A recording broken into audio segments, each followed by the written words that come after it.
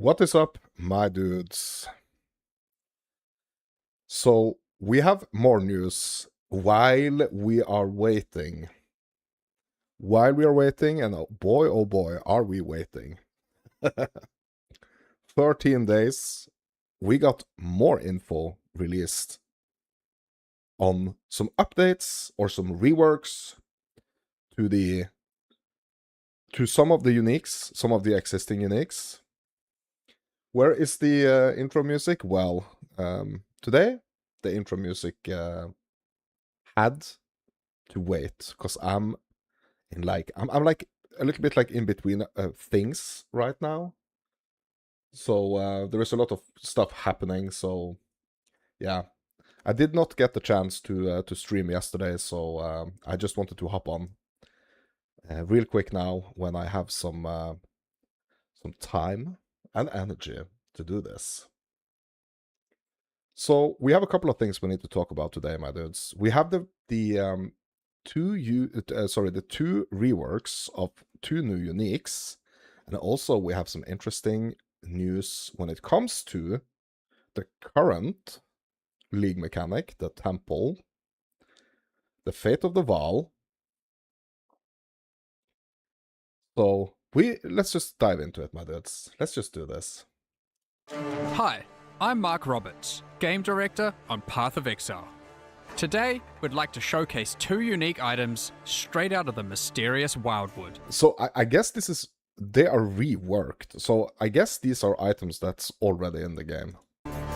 These are existing items, Yeah. but have been completely reworked in Return of the Ancients. Okay, they've been completely reworked. First, we have a rebranded Husk of Dreams, Reverie, and then the Hollow Mask. A great choice for those botanists out there. A druidic Magi woman, Sorel of Caer Tarth, led many into battle against the Nameless, who threatened the Wildwood.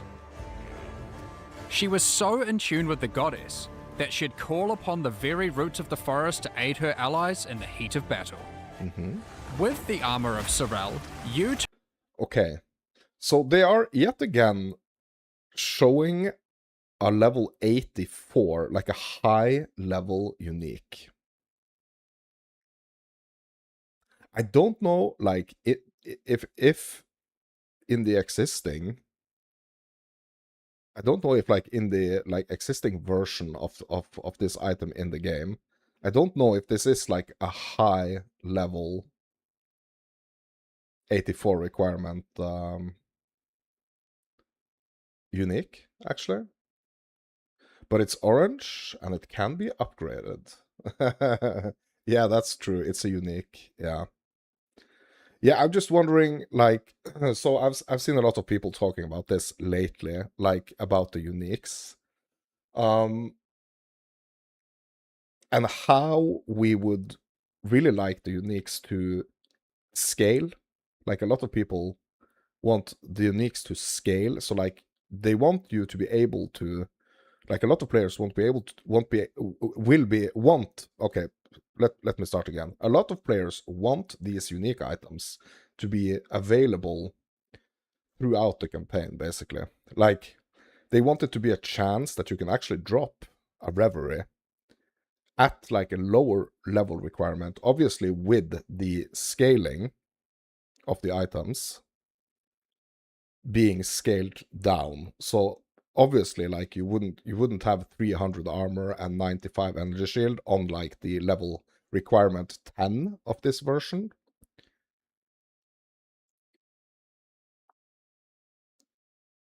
So, but it kind of seems, excuse me, it kind of seems that they want these items to be like items that you chase for late game. So like when you get up in like the 80s and, you know, pushing the mid 80s, that's kind of like when they want these items to be available, it seems like. aid her allies in the heat of battle. With the armor of Sorel, you too can call upon the aid of the goddess Viridian. That's cool. While Reverie is equipped, you forego regular life flask use to instead passively apply recovery from life flasks constantly. Oh, really? Reverie also grants a sigil skill called Rite of Restoration. Okay. Use it to call the goddess to your aid, creating an area that amplifies the defense and regeneration of all those standing within the circle. Okay, that's very interesting, actually.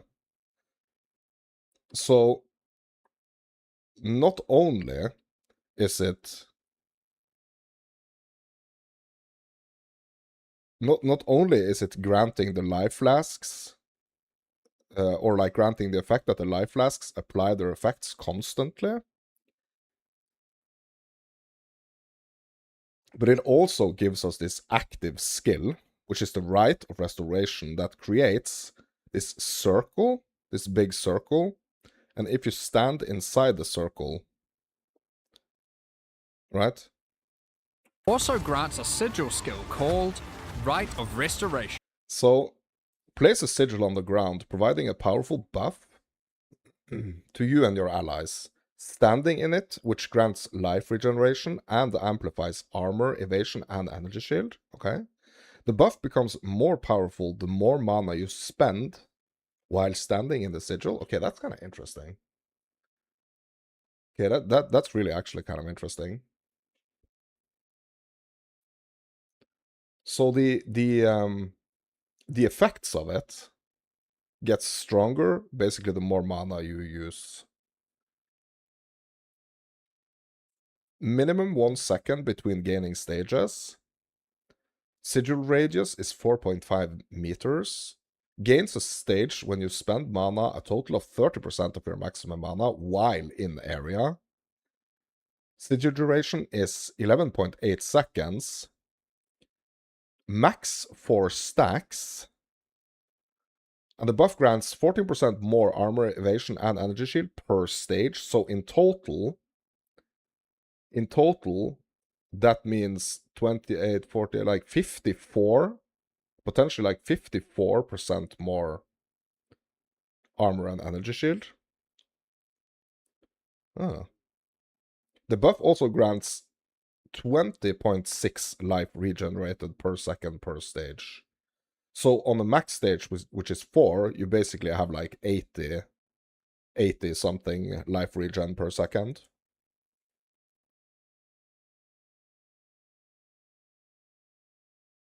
You think you should be able to roll +6 damage skill roll on the unique weapons?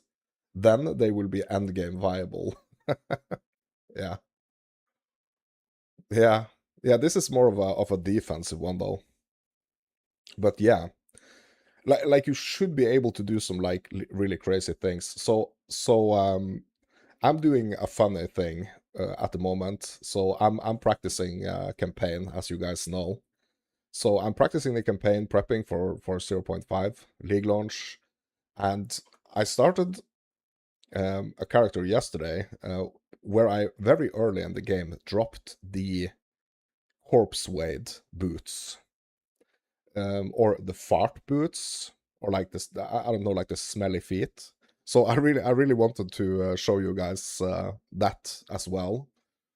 I don't know if I'm gonna have time for it today though, but we will see. It's a kind of like an interesting tech, but in this situation as well, like if I had the option right now to kind of upgrade or, you know, boost the, take that item from like a, you know, it has a level 4 decompose connected to it, the decompose skill. So I would really like to, you know, be able to scale it up, because right now it's like it's not the greatest, so I'm basically using it for just some extra, you know, little poison damage or chaos damage and a little bit of fire damage. But it would be really nice if I was actually able to, you know, upgrade those boots to my current level, which is around 50, I think.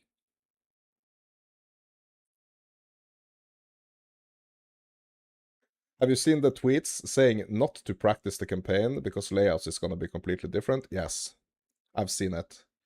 So I'm like, basically I'm not necessarily only practicing the campaign for the layouts, but I'm just practicing it just for the like build-wise.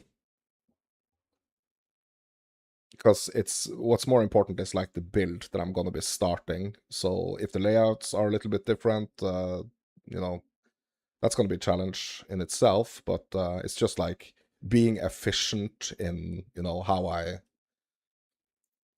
develop my character throughout the campaign, basically. But yeah, I have seen that layouts are changing. Yeah, this Rites of Restoration looks really cool. Like, I really, really hope that they are doing more reworks like this. To call the goddess to your other uniques. Creating an area that amplifies the defense and regeneration of all those standing within the circle. While you are inside the invocation circle, the bonuses to your defense and regeneration become stronger. That's cool. That's really cool. Look at how it's changing. So the more mana you are actually spending inside the circle, like the circle itself actually changes. Like, look. Circle. The bonuses to your defense and regeneration become stronger and really stronger as you spend mana. Really, really cool. Now, the Hollow Mask. Its roots penetrate your flesh and bone. Okay, so let's have a look at this. So initially, yeah, okay, so this is another level 84 requirement here. So they are kind of like showing the quote-unquote best version of it. I mean, the unique is not like, you know, it's not like mana forged or anything. It's just like the basic version here. So some really small evasion and energy shield here, like that's not like the focus of this mask, I guess.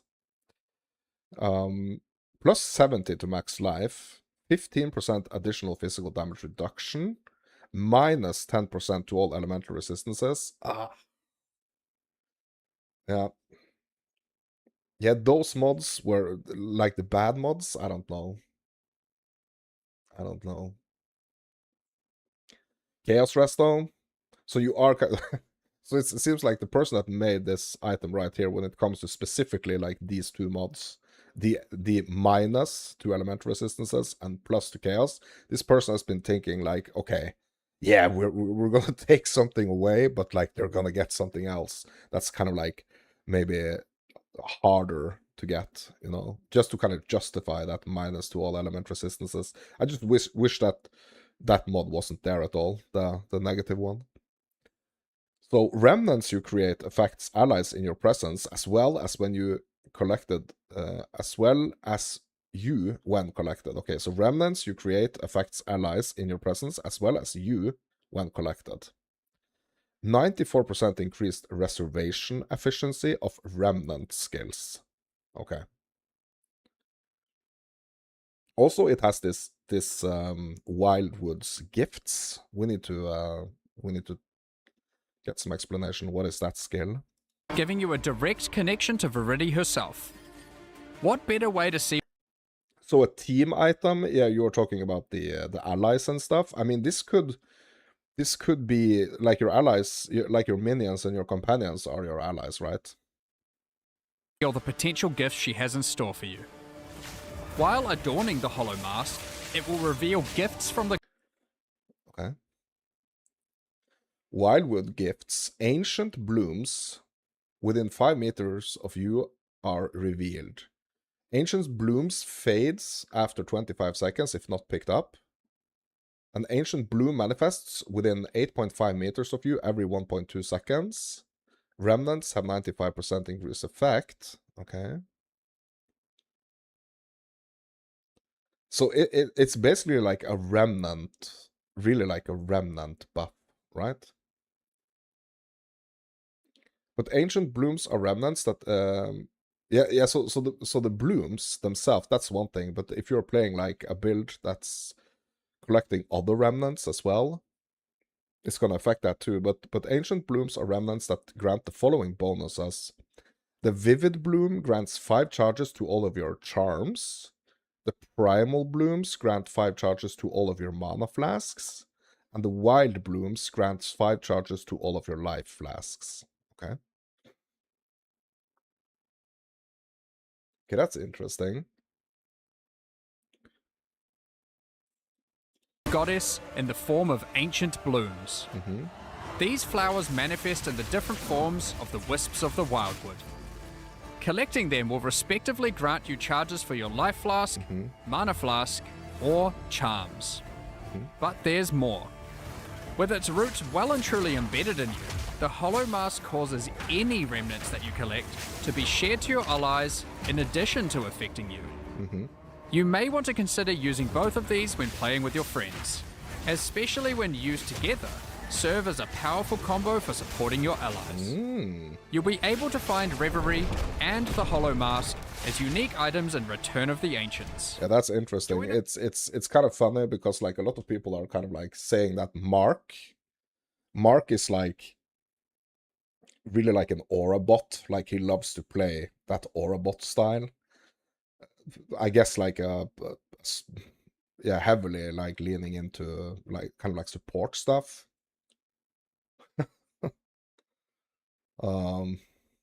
Yeah, but I mean, it looks interesting. Like these items looks interesting. I'm kind of like thinking of situations where we would really like where I would kind of like utilize this. So I'm thinking this shaman mantle is really interesting. This is really interesting. So the Rite of Restoration and also just like the constant effect of like the life flasks and stuff is really interesting. It has a 48% less life flask recovery though. Okay. Yeah, sometimes like these mods are almost like a little bit confusing. Like we kind of like just have to equip the items and understand how they work, basically, kind of like get a feel for it. Because sometimes, at least, I get a little bit scared. You know, I get a little bit scared of like trying new things because I'm just looking at the items, especially like the unique items, and I'm thinking, yeah, this is not gonna be something that I want to use on a specific character, but yeah, we should be more, or at least I should be more experimental with these unique items.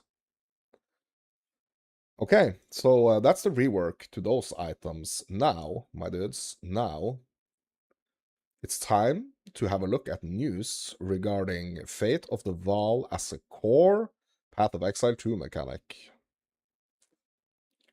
So with the Return of the Ancient launching on May 29th, 13 days, my dudes, you may be wondering what will happen to the current Fate of the Vaal leagues and your existing characters. So the Fate of the Vaal League will end on May 25th. Okay, so there's going to be a 4-day gap there.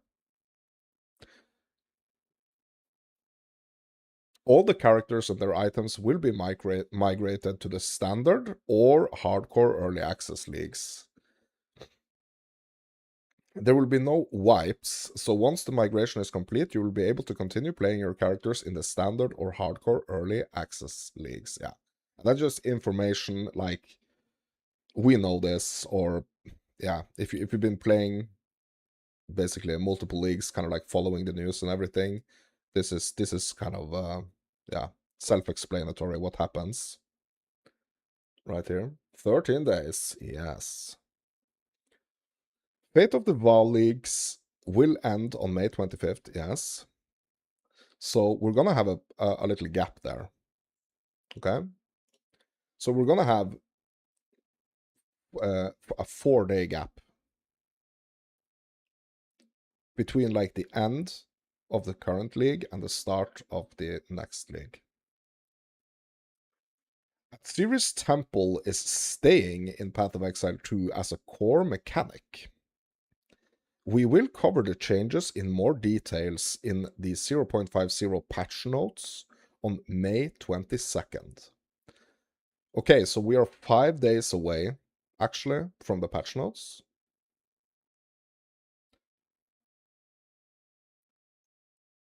Six? isn't it the 16th today? So 17, 18, 19, 20. Yeah, okay, yeah. Yeah, okay. Whatever.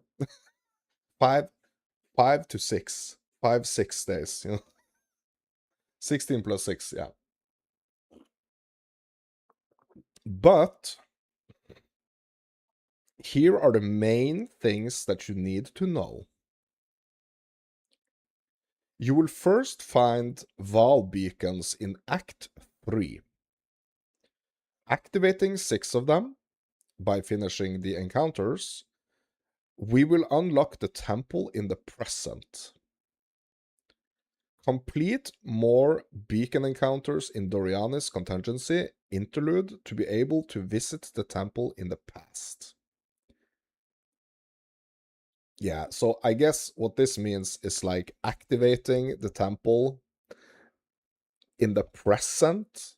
That basically means we're gonna see it. We're gonna be able to see the temple on the atlas, right?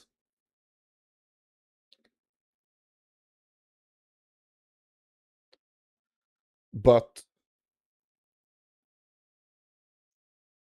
we won't be able to visit the temple until we get to endgame, right? Which is kind of the temple in the past, I guess. Once you reach endgame, you can encounter Vaal beacons in maps. The level of the temple will be based on the area level where the crystals were collected. So in order to open high-tier temples, you will need to run high-tier maps. Okay, so this is something that's changing. I think, at least. This is something that's changing, because the way it currently works, or the way it has been working, this league, is that it always scales to your level, right?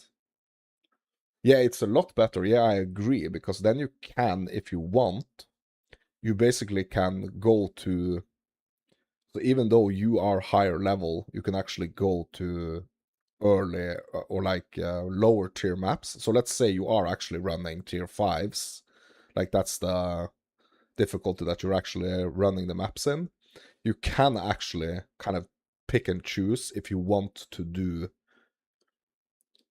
it in like the current tier that you're in. I guess tier 5, that would be like 69, right? Tier 1 starts at 65. 66, 67, 68, 69, yeah, so 69, basically, is a tier 5, but you can actually do them on earlier levels, right? I wonder if you can do them, like, if you keep, farming beacons in campaign, like, let's say in interlude maps, like, are you going to be able to do them at that level?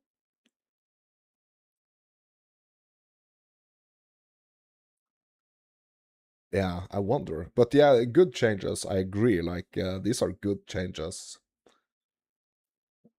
So you're not locked to having to do the temple at your current level. So if you have kind of messed up your build, or if you have, basically, if you're not strong enough, like maybe you actually have messed up your temple, maybe you have, like, increased the difficulty way too much, you can actually still do it, but you can do it on like a lower tier.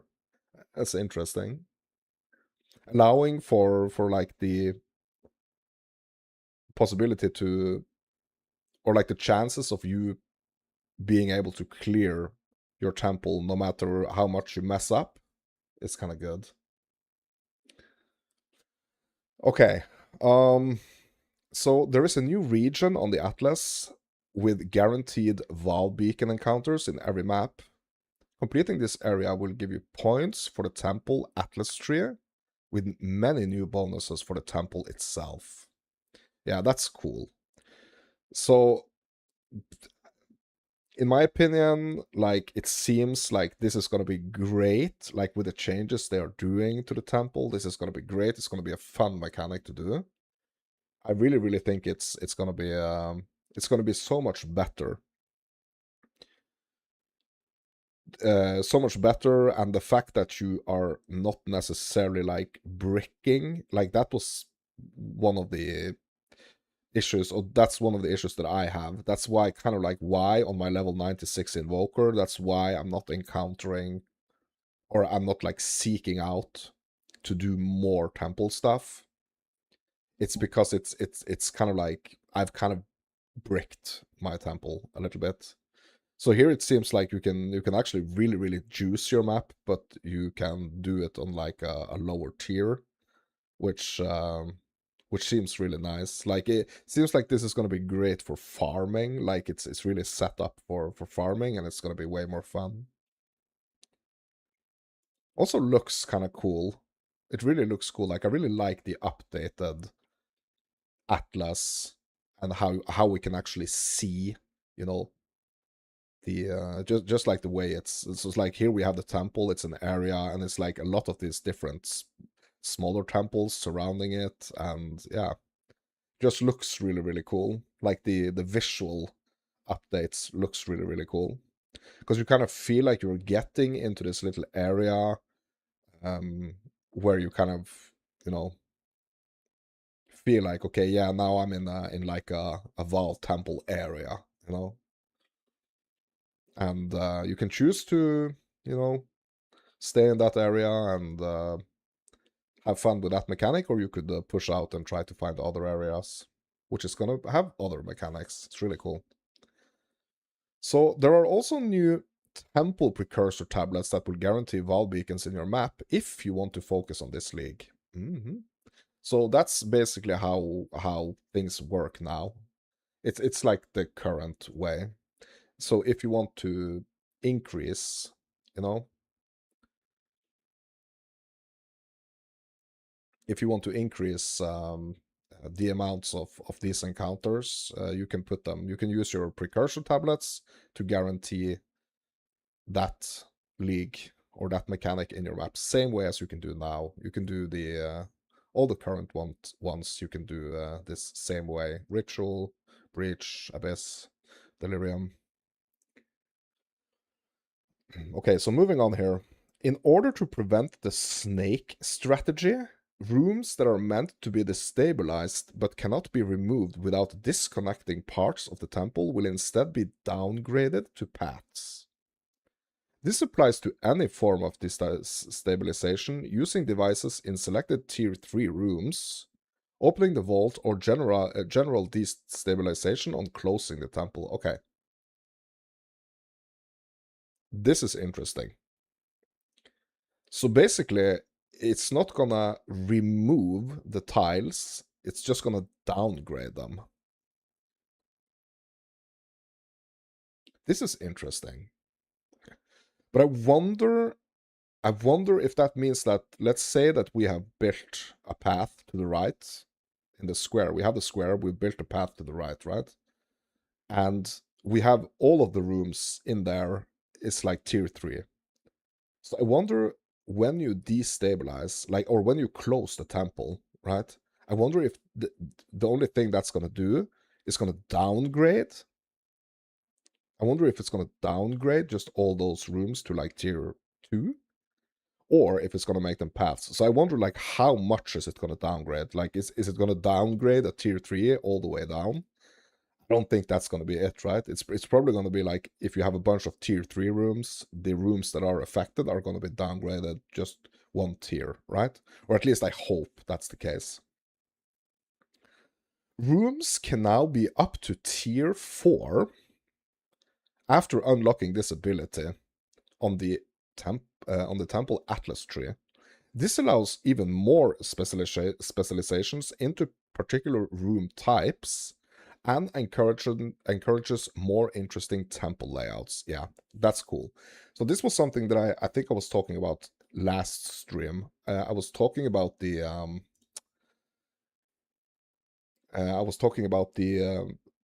just like the different strategies that you can do inside the temple. So what I think is really interesting about the temple, and one thing that I actually haven't like been thinking about until like lately, is the fact that you can, and you can do this in the current situation as well. Like you can do this up all the way up until the 25th, because that's when the league shuts down. So you could still do this in like you can still do this for like a week plus like 9 days. You can still do this. You can specialize into very specific room types. Like if you only want these room types and like bump them up all the way to a specific tier and kind of like just focus on those room types, you can. So I feel like how the temple is, or how the temple launched, was like in this league kind of confusing, a little bit confusing, but I feel like the way it's changing now is really gonna like incentivize at least me to kind of like push deeper into the mechanic and find different ways to utilize the mechanic. Because obviously we're gonna have the like building the path to Atsiri, right? Just like the Atsiri farming, basically. But now we can also like specialize in other fields. So what I would really like to specialize in, I think, in the temple would be getting those crafting mechanics, basically, that are able to upgrade uniques, I think. That's kind of like, or at least that's one of the aspects of the temple that I really want to explore more. Good vibes. Okay. So really interesting about these changes to the rooms and the tiers, and obviously like it's gonna be interesting to see the yeah, I think we're gonna actually see more of the specific nodes in the tree a little bit later here. So Vaal infusers were a single currency item that used to work on any armor and weapons. We have changed these into 4 distinct currency items that works on armor, martial weapons, caster weapons, and jewelry, allowing you to use them with catalysts as well. Any existing Vaal infusers will become Vaal armorers infusers and only apply to armor. Okay, that's interesting. That's interesting, and I think it's a good thing, because like adding just like this little what's it called, adding just like these little hints that it's like, yeah, this you can specifically use on an armor piece, this you can specifically use on a weapon, like it's just gonna make it a little bit easier for people to kind of grasp. Because if we think about it, like the new leagues, the new updates to this game, that's only gonna like keep coming and keep coming and keep coming, you know, as the game progresses. It's going to require us to try at least to kind of know as much of the earlier mechanics as possible, you know. So just adding these little hints, I think that's good. All players will automatically get a maximum crystal cap of 60 and a medallion cap of 6, so you no longer need to upgrade these yourself. Oh my god. That's so great. So the way we have to do it currently is that we have to fight the architect to unlock like six more, and you basically have like 9 upgrades, right? But now we are actually automatically getting a max crystal cap of 60, so it doesn't. So that's also going to like remove that feeling that we kind of have currently, where as soon as you do 6 of the ruins, you kind of feel like, yeah, at least if you haven't unlocked the cap, if you haven't like increased your cap, it's like you're gonna want to go in, like if you don't want to kind of like miss out. So it's kind of like creating this little FOMO thing. So if we kind of like don't want to miss out, we kind of have to go in as soon as we unlock 6 of the ruins, or unlock the temple, the access to the temple. But now we can actually wait, which is great. And yeah, this is a very, very good change, I think. And the medallion cap also is nice, so we don't have to keep like, so like the way we have to do it now is that we kind of like have to keep an eye on the different medallions that is dropping, and we have to make sure that we don't forget to like use the one that's actually going to upgrade the medallion cap. So now it's just going to be like just from the get-go, it's going to be a max basically. Maybe there's even a node that's going to allow us to have more. Good changes to the crystal cap and the medallion cap. Yeah, so far only good changes to this mechanic going core, I think. You just noticed that I got my subs now. Congrats. Yeah, thank you.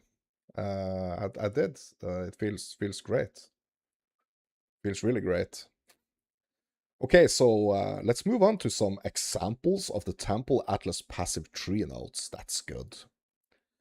So what we just initially see here is something that's really interesting, because we are gonna have these choices, and I was really wondering because I knew like on the main Atlas tree, because we Atlas passives, sorry, on the main Atlas passive tree, I know that we're gonna have basically like unlimited nodes. So if we want to do them all, we can. And there has been some, or initially there were some kind of like a little bit like mixed receptions of, you know, the fact that we now don't have to kind of choose only a specific set amount of nodes that we can allocate, but the fact that we can just kind of like do it all. There was some kind of pushbacks from some people, like not all the people were, or all the players were like really thinking that that would be a great idea. But what they have added is these like multiple choices here, which is really interesting. So, for example, here we have efficient arteries, 20% increased effect of room temple modifiers from rooms with 4 adjacent rooms. Okay. That means the adjacent rooms, that means the connected rooms, right? Am I right?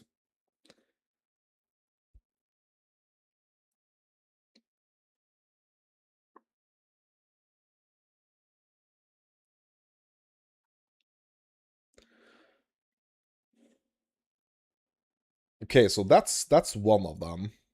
And another one of them is at series assets.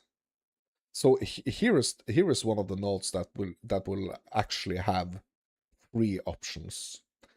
At the moment, we can only see one of them, but one of them is the Vaal unique item. Adjacent is next to, yeah, so next to, but like in temple matters, like it's connected ones, right? Because the rooms are connected to each other. What's interesting about this at series assets is that we can only see one of them. So one of the options is going to be Vaal unique item. Second one is going to be find out at launch. And same with the third one, is also going to be find out at launch. But Vaal unique item,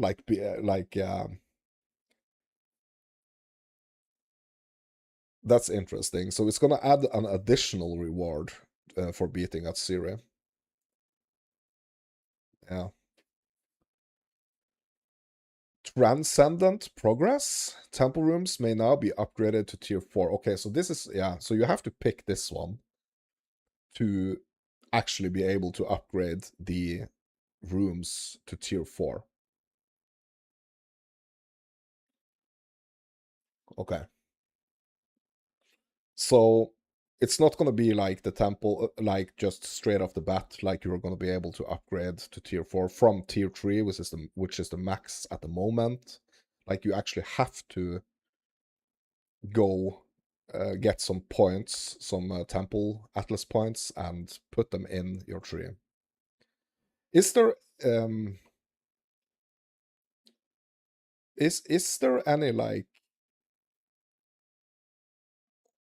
do we have any information? I guess we don't have any information online. I guess that's coming with the patch notes, I guess.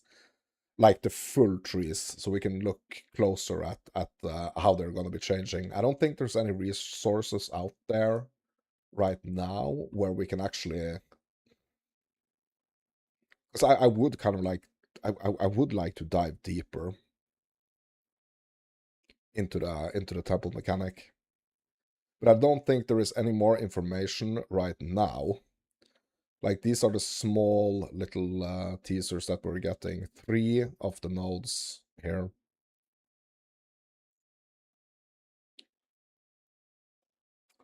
But all in all, like, really seems like the temple going core and the changes to the temple seems like they're going to be really great. Which is nice, you know? It is nice. Like, I was really expecting the temple to go core. I really was. But these many good changes, like, makes me really excited, actually, to actually, you know, engage more with this mechanic. Interesting. Very interesting. Okay, so that's the 2 pieces of new information that we have. The reworks to those 2 already existing uniques, and the Fate of the Vaal is going core. Cool.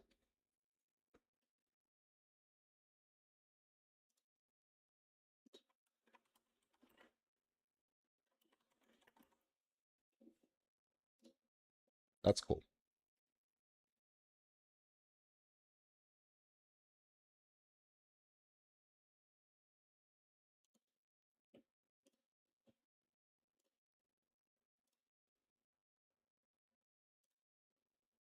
Yeah, I was really wondering, like, how they were actually gonna, you know, I was really wondering how they were actually gonna approach the temple when it's going core. So what is really interesting is kind of like how GGG are developing these mechanics and kind of deciding if they're gonna go core or not, and like the changes that they are actually doing to the mechanic if it goes core. So when it's in the league, it's kind of really...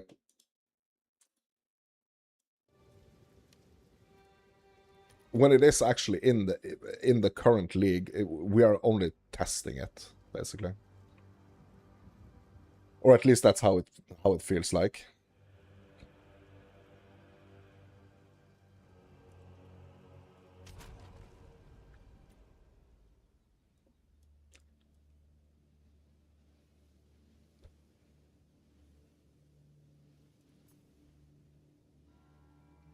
So I just got to the I just beat Tavakai yesterday on like the second campaign practice character.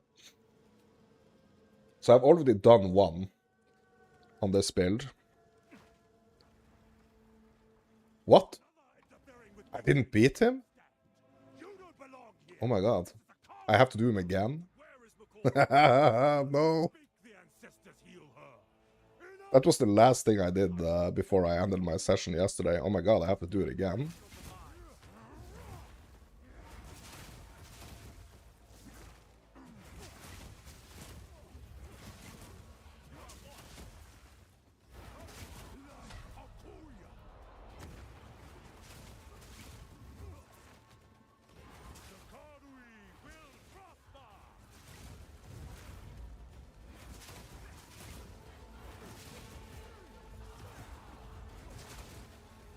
What I actually wish about on my frozen locust, like that's one of the important skills for this build in its current state, at least. I really wish that it would kind of seek out the or that it would kind of work more like a totem almost. Because right now it's just gonna like I have to be pretty close to the enemies before I can use it, or like before I can hit it, and it's gonna have like the effect I want. So I'm basically just placing it out, and then I'm trying to hit it with my cascades. But if the enemy is like too far away from it, like it's kind of pointless.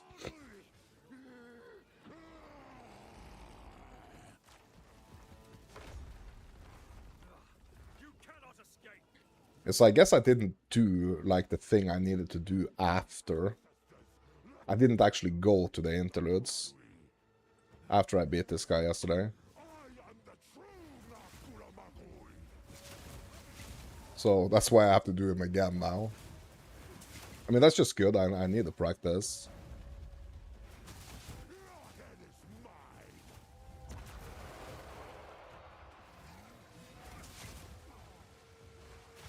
Careful with that one. That's a dangerous attack.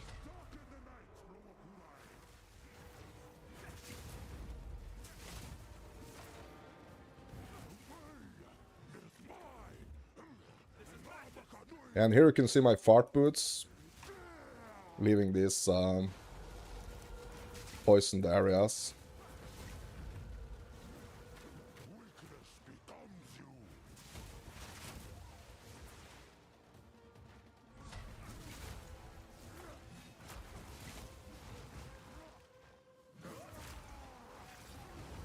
What I think about this fight, I think this fight is a little bit rough because of the stages. So like if you fail at stage, you know, the latest stage, you kind of like have to do it all over again. I think that's a little bit painful with this fight.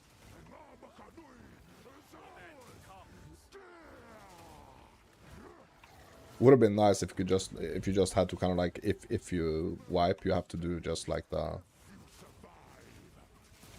you can just continue the, you know, at the stage you failed at.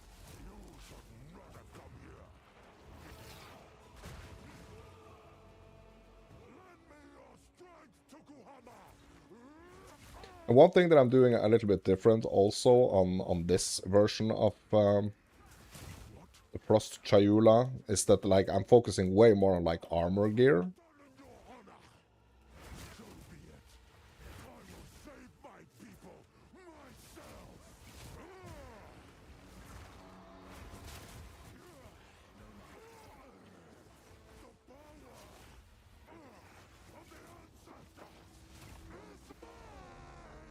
So what that does, it kind of like changes the mentality a little bit, because usually how I kind of like to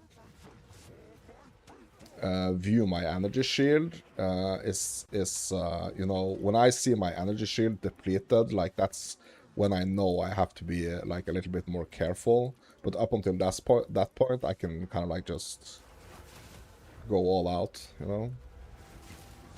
But now with the extra armor, like, yeah, I'm gonna try to explain this after I beat this guy. I think I have to focus on the fight. Remind me that I need to explain what I mean about this if I forget. It's just a different defensive layers, right? And what has really, really learned me to think way more about this, or think like even deeper about this, is the darkness. Oh my god, bro. Yeah, he got me. Yeah, I got way too caught up in like explaining that freaking defensive layer. Yeah, so I'm gonna try to explain it. Now we have to do it all over again. This is what I mean about the stages. So what if we could just continue on the third stage? Never mind. So we have different layers, right? So right now I have basically like 3 main defensive layers going. So, or like 3 almost like 3 life pools, almost. So we have the darkness, which is on the left side here of my mana ball. So the darkness is a defensive layer, and the energy shield is a defensive layer, and the armor is a defensive layer. So the armor, it seems like the armor is not kind of kicking in until after, like, my darkness is depleted and my energy shield is depleted. That's kind of like when the armor kicks in. So I'm not as scared as like on other characters. If I built like just like a pure energy shield focused build, for example, it would be way more scary to see that the energy shield is like all the way depleted, right? But now, like, I'm even more tanky on this setup because I'm really focusing on the armor, on my gear pieces. So basically all my gear pieces have some type of armor at least. Like, if it's not pure armor, my body piece pure armor, and the fart boots, the smelly feet. But my gloves and my heads, they are armor and energy shield, just to kind of like have that little feel of the energy shield, basically. So I'm using it more like, in a way, using it more like almost like a gauge where I can kind of monitor the damage I'm taking.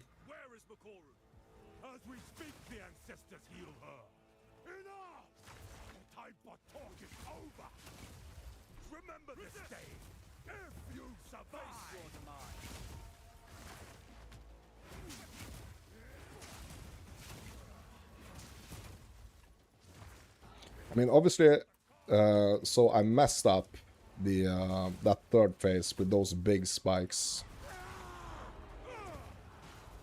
and like horrible positioning. So they are really dangerous. So if I'm able, or if I'm gonna be able to take those big spike hits, I think I need to have more than my my armor going. I need to have more of my defensive layers going to be able to take one of those hits.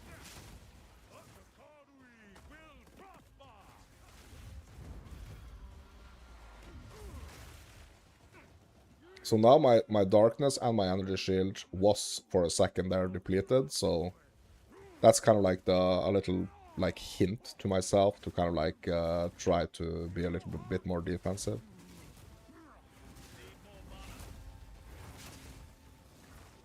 But the darkness comes back up pretty quick, though.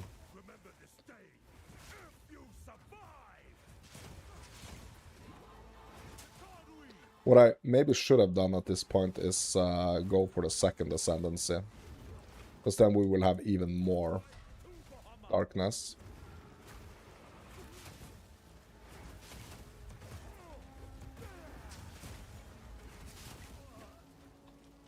So on my previous darkness monk, I did this fight way earlier. Like I was underleveled. So comparing like the two runs to each other and like kind of thinking about like the different things, it kind of makes me think that maybe I should have my second ascendancy for this fight. And that's going to be like very on a case-by-case scenario. Like for some builds, you don't even have to go for your ascendancies at all before you get to endgame. And I mean, it's also a question of like how fast you want to do it.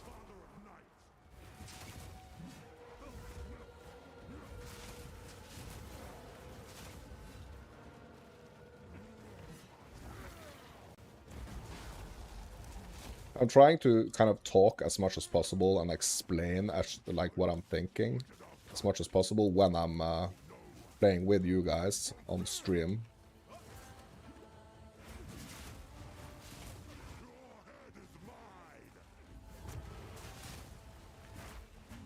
trying not to get into this like silent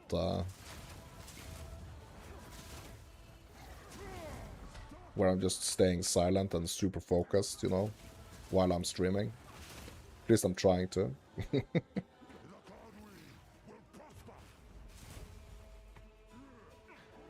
Trying to kind of explain what I'm thinking. Why I'm doing what I'm doing.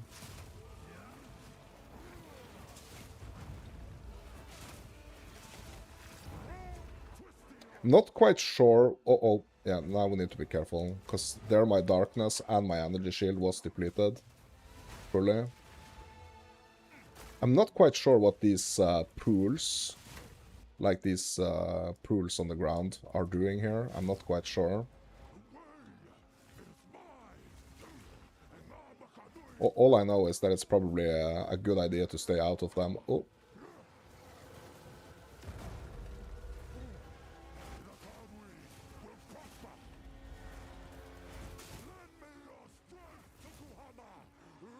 So I am potentially making things a little bit worse for myself, like insisting to run the corpse wades. So I could probably have like more armor or more energy shield, more of a defensive layer if I rocked some other boots. But I think it's so fun, like the effect of the explosions from the corpses and also the added chaos, fire and chaos damage.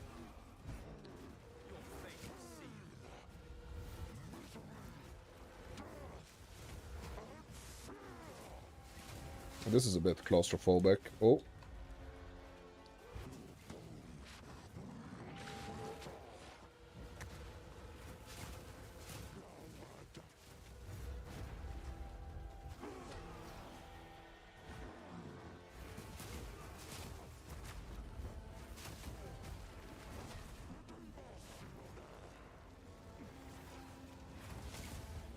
Yeah, so we are really getting like all the freaking, getting a look at all the freaking mechanics on this third phase here.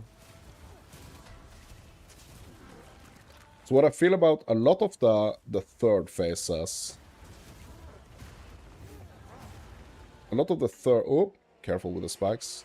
A lot of the third phases on bosses that have like multiple phases, it feels like it's smart to kind of approach them a little bit more defensive.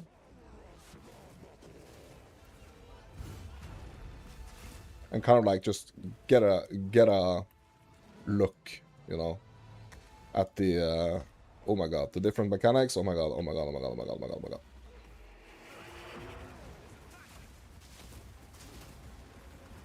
There's so many things going on here. With the spikes and like the falling ice. His big attacks and yeah. The volcano. I mean, there's so many things going on here.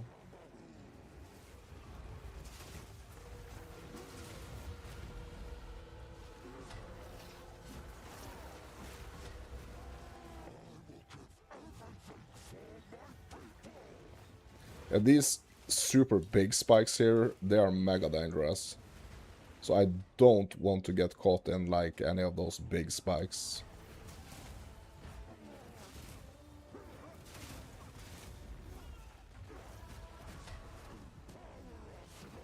Like these smaller ones that are up on screen right now, they are just like some nasty stuff to get like kind of trapped in. But like when he does those like a lot bigger spikes, or those like these ones, the ones that are kind of like a little bit tilted almost. Those are mega dangerous because he's kind of just like charging his... He's charging to explode them.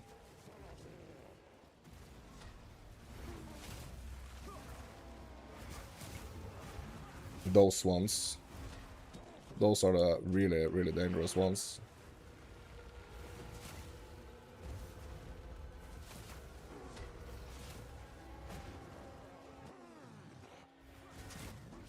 Yeah, if you think about it, there's a lot happening. Like he has so many different attacks in this third phase here.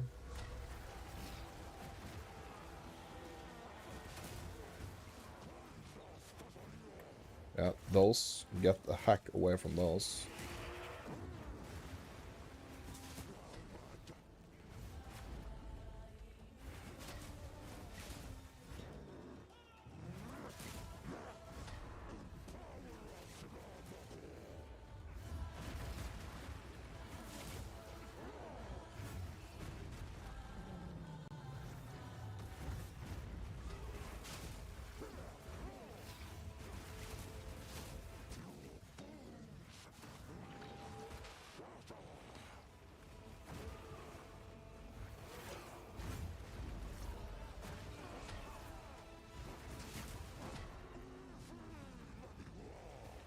Oh my god.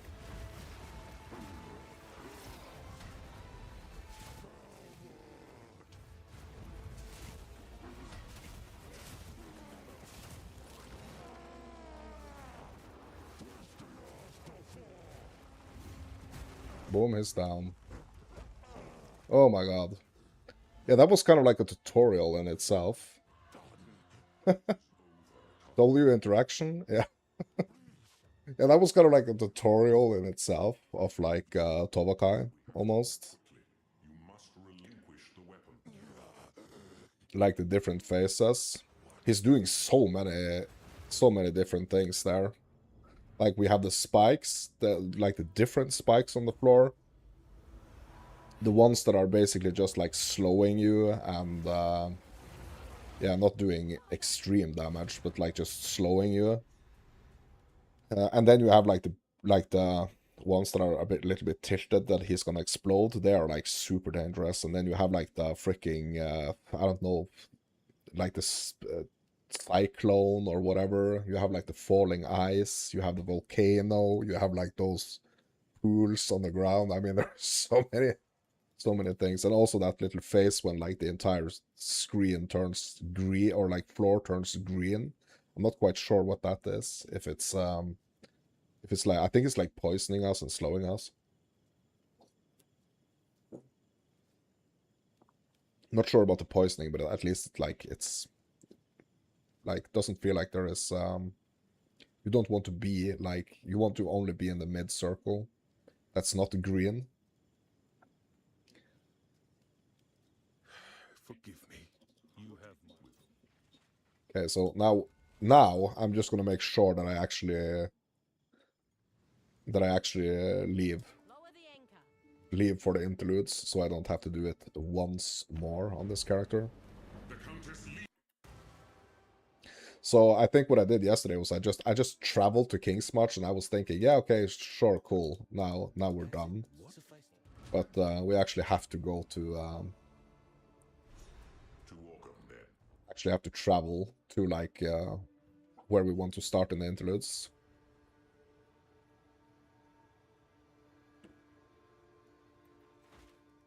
My resistances at this point is not good. But I'm not worrying too much about that. Because I have, so like what allows me to kind of like not worry a lot about that, I feel is the extra defensive layer of the darkness.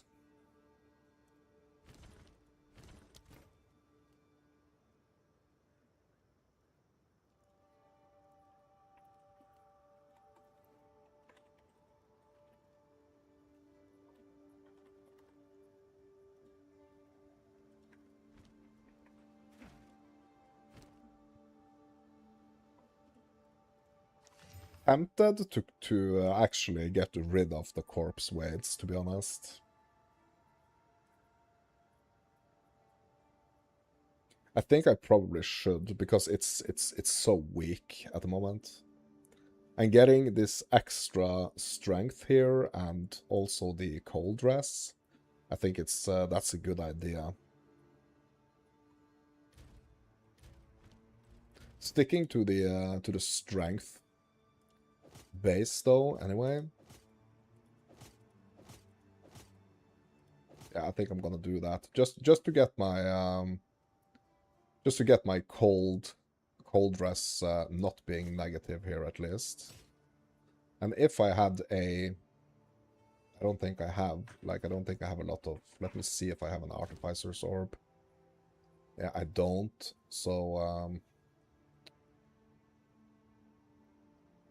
I'm not going to be able to fix this lightning resistance on the boots themselves. But do I have any? Okay, I don't. Yeah, I have one Exalt here. Okay, let's see what we can get here. Okay, so currently we have movement speed, mana, strength, and cold dress. Oh, 30% increased armor. Okay, nice. Yeah, so that's quite the improvement from 83 armor on these boots to 172. That's almost 100 more armor here. I think that's good.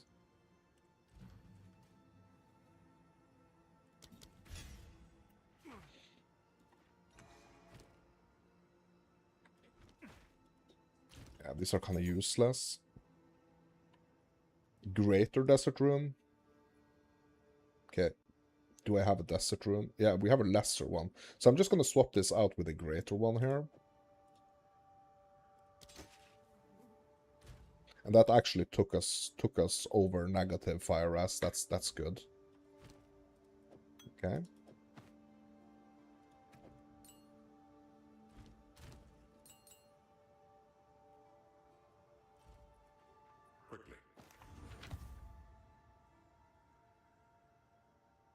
Yes, I'm gonna keep my corpse weights just for now. They were kind of fun, like all the way up until this point. Basically, they were kind of fun.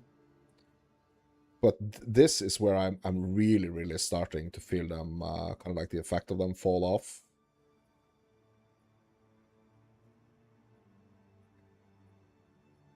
We have some chaos res on these boots, which, like, getting some chaos res is gonna help us with our defenses. Not only like the resistance matter, not only because it gives us chaos resistance, but like, the more chaos resistance we have, the more darkness we're gonna get. What I think is important to do, to be honest, at this point though, is to go ascend, do the second ascension. What level is that going to require? Yeah, 30 or 38. Yeah, yeah. I think that would be fine to try and go do that now, because I do want to get this node going here, the increased maximum darkness per chaos resistance, and also just the general increase of like 10% increased maximum darkness.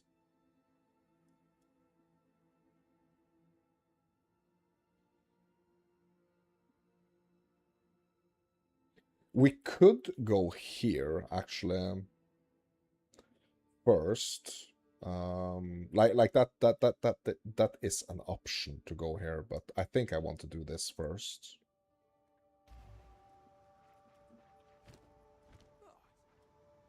What have we got?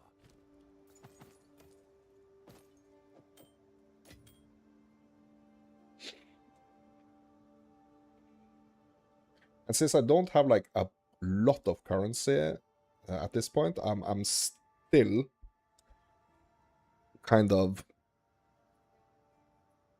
forced in a way to get some good mods going early for even like considering, you know, even considering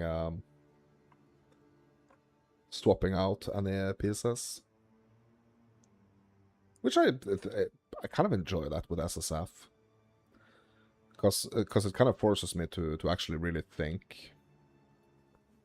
Really think about the choices I'm making. Like there is not necessarily gonna be, like, I feel it learns me a lot about just like the general systems in the game.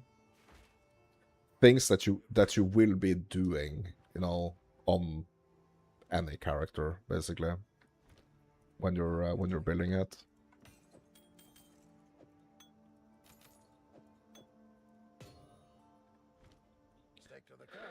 Okay, what's this? Yeah, that's a lesser desert.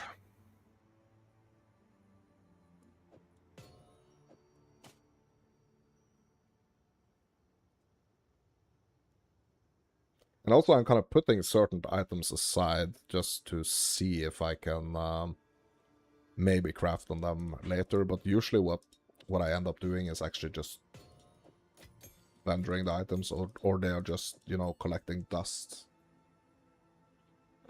And I'm not setting up like all my tabs and stuff. I'm not setting that up because each time I migrate, so what I'm doing is that I'm simulating a league start, right? So every time I'm migrating the character, that kind of resets everything. So I'm starting with 0 gold, starting with 0 items, but also what it does is that it removes the affinities. So for example, the stash tab right here, this currency stash tab. So the affinities here is not set. So I kind of like have to go into every single one of them on each run and kind of reactivate what's gonna happen. Or how like things are gonna be auto added to the different tabs. So that's something that yeah. I'm not necessarily a huge fan of that, to be honest. Let's go as Santa though. And on this character, like, I'm actually doing the Trial of Chaos. So I've kind of been dreading the Trial of Chaos, like, but on this character, the way I'm building this character, it's actually okay.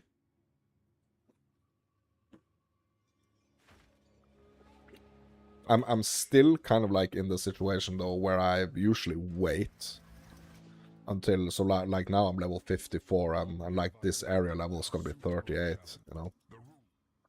So usually I wait. Okay, so what can we choose from here? Pyramid beams. Pyramid objects appear projecting 4 rotating lasers that inflict corrupted blood. Yeah, that's a nasty one. Buffs expire 3 times faster. Debuffs expire 3 times slower. Yeah, I'm not running a lot of buffs, actually. Globals of blood manifest nearby, tracking you. When above, they will fall, dealing physical damage. Yeah, okay, so I'm gonna do the blood globals. I think like that's the lesser of evils.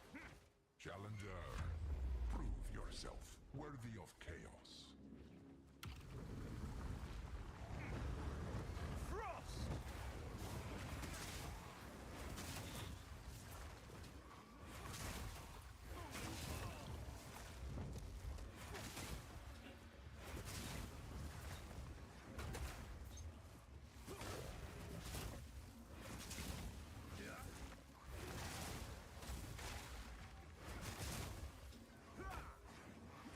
Like, corrupted blood is like the one of the nastiest ones. Like in PoE1, oh my god, bro, how corrupted blood has made my existence in PoE1 horrible.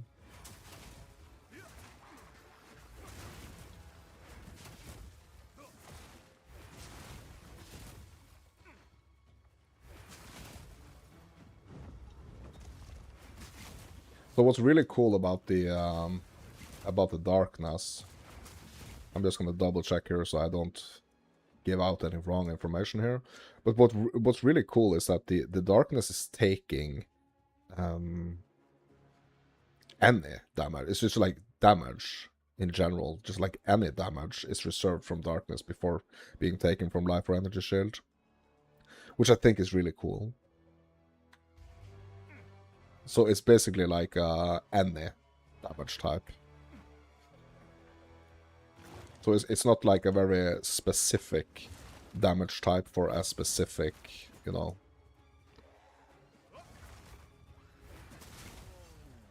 It's a defensive layer that kind of like covers everything, and I think that's really cool. That's really nice.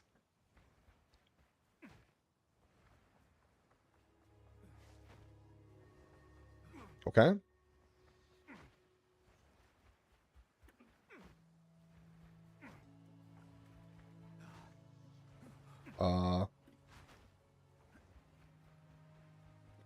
Yeah, proceed to the next room. Is it bugged or something? Oh no, here it is. No, it's not. What?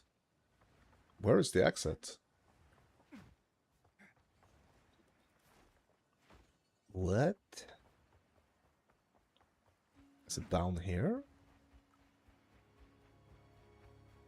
Yeah, it's here. Okay. Yeah, that could have been marked a little bit better, right? No, it's not. Hold on. This is where I started. This is my starting point. Hold on. What?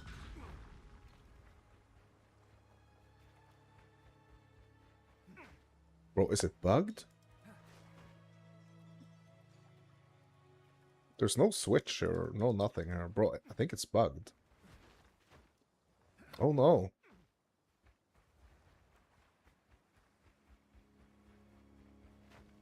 I think... Or is, like... I mean, it says proceed to the next room here.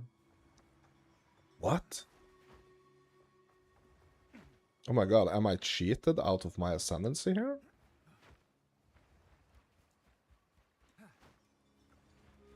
Like, there's nothing I can do here. Oh, there's a switch right there. Hold on. But I can't interact with it? What? There is a switch, but I can't interact with it.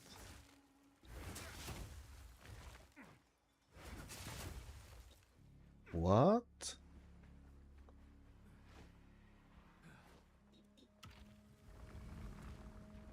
Okay, what is this switch?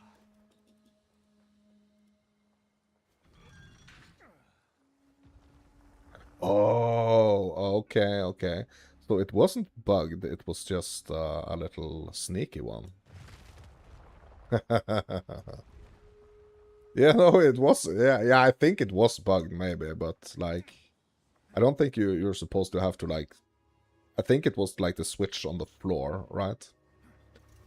Don't get overconfident just because you beat. Okay, monsters have 40% all resistances. Bloody hearts appear that applies tethers, slowing you. Okay.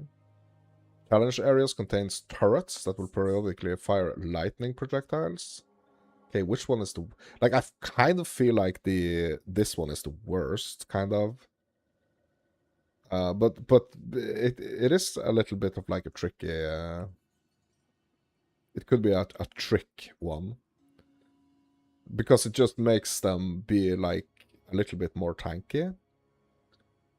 I think this one is better than having like these stunning or like these things that are actually doing extra damage to me. So I don't mind the monsters being like a little bit stronger. I don't mind.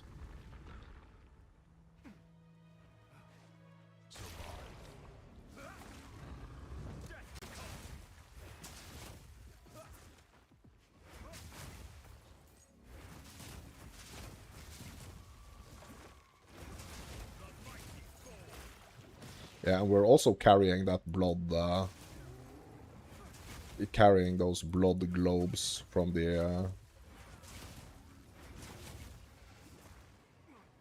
from earlier, the earlier room. So that is something we kind of like have to take in consideration when picking these mods. That they're gonna actually follow us all the way. And even gonna affect the boss room, I'm pretty sure.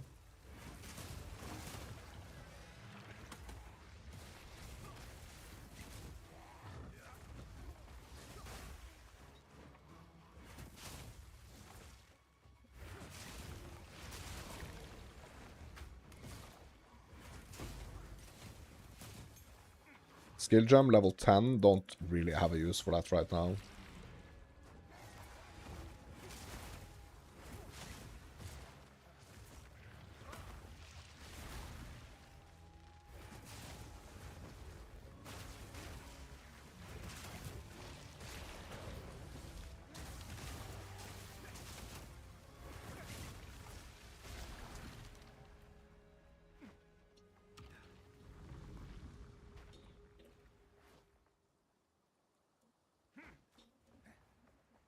I remember when me and Alex and Sharks actually tried to do the trials together, the trial of ascendancies together.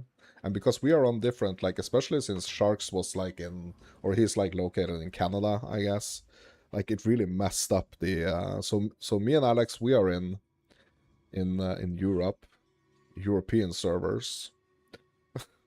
But, yeah, obviously, like, Sharks is on a North American one. So, yeah, that was a pretty horrible experience when we were 3 people trying to do a trial on, like, different servers. That did not work very well.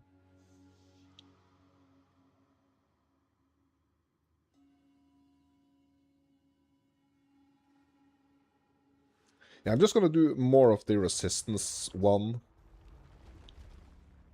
So just praying that, Follow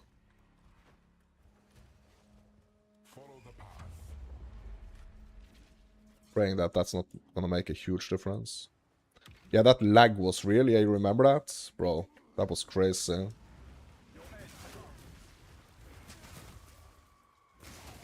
And also the fact that, like, the level differences was also, like, not the greatest. Or like, the level differences did not make that run any better, I think. Because it was super lagging, because Sharks was able to just, like, run super fast through everything. And we kept getting stuck on the, on like, those, elevator pillars that you need to go on when you progress from, like, room to room.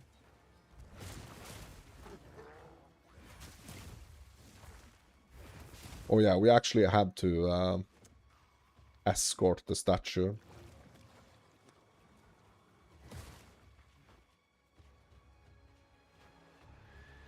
Yeah, and you was on yeah, that's right. So you was on the on the PlayStation as well. So we had one person playing just like on the PC on one of the European servers. We had one person playing on PlayStation on the European servers, and we had a dude playing on his PC and on NA servers. Yeah, that was horrible. That was some comedy show right there. Yeah, that would be fun. Because I did stream it, right? So it would be fun to actually go back and watch that, to be honest.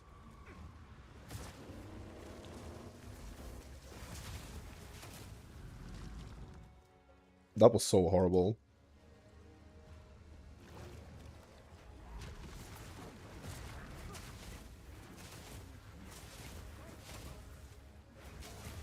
Yeah, and all the spam abilities was making us have like 10 FPS. Yeah, yeah.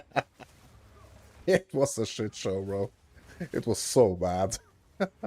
It was kind of fun, like up until a moment where it just got like super annoying, and yeah, we just had to give up. But also, you have to take in consideration. Also, the thing is that when you are teaming up, you're also making everything more difficult. So, like, the difficulty increases also when you are in a team with other players.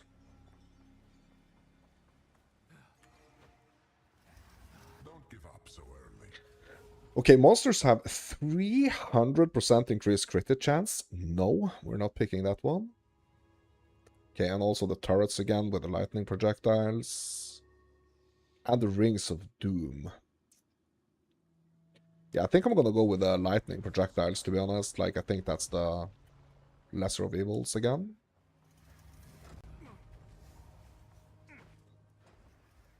Because it is the boss now, right?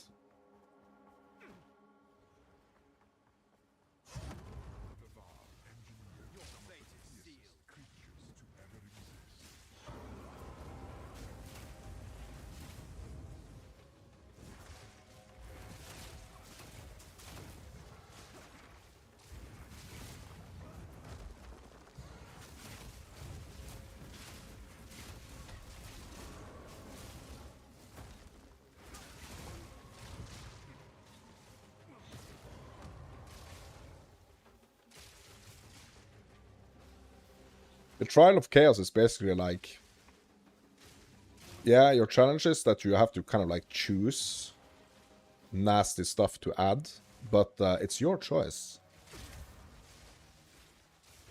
So here are those lightning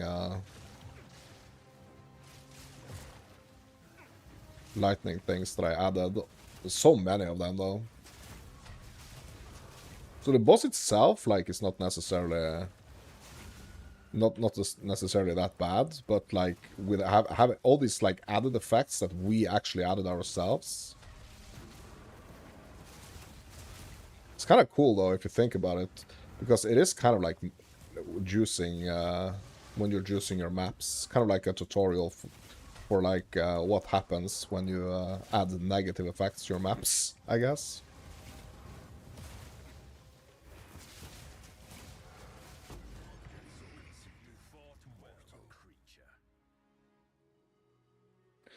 Yeah, that 3-man trial that we did, it was very triggering, but it was actually fun to play with other people. Yeah, I agree. I agree. It's just that like the increase in difficulty is when you are more than just one player is yeah.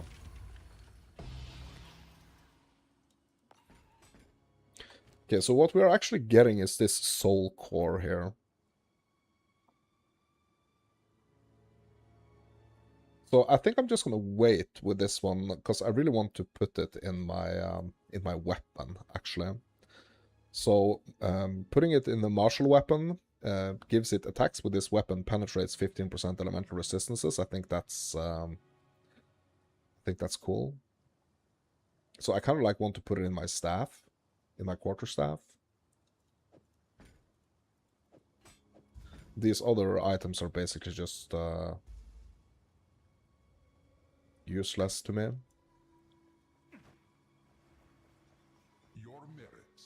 Okay, we gotta remember to ascend here. Getting these 2 extra points right here for the extra max darkness, and also when we start focusing on chaos rest, it's gonna give us even more darkness, basically even more defensive layer.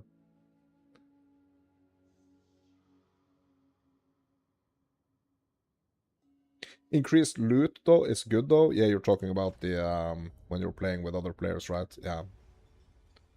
Yep. But it is interesting how it's kind of like treated as like a challenge mode instead of like so it's not treated like it's not making things easier. It's like treated. So maybe we should be able to kind of choose, you know, if we want it to be um if we want like the effect of being teamed up is gonna like help you, or if it's only gonna make it worse. Like it always has to be this like give and take situations with PoE, right? It always has to be something bad as well, you know. I mean, it's not always the case, but like a lot of times, you know.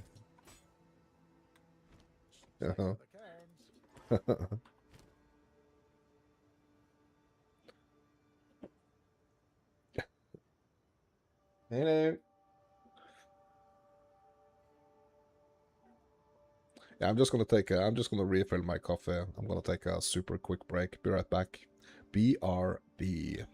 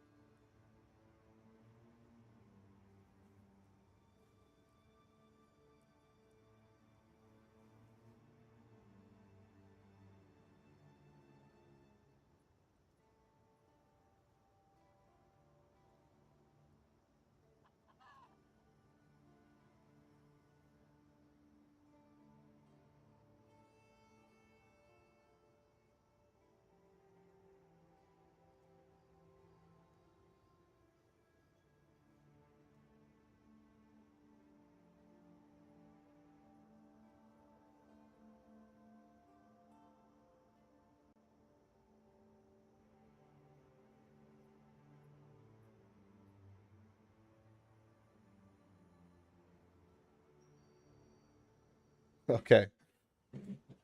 All right. There is a level scale option in setting. Really? Bro, there's such a long time since I played in like in a team.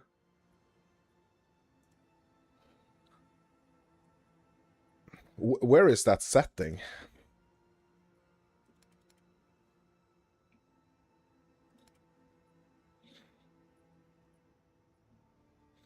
Maybe it's not available.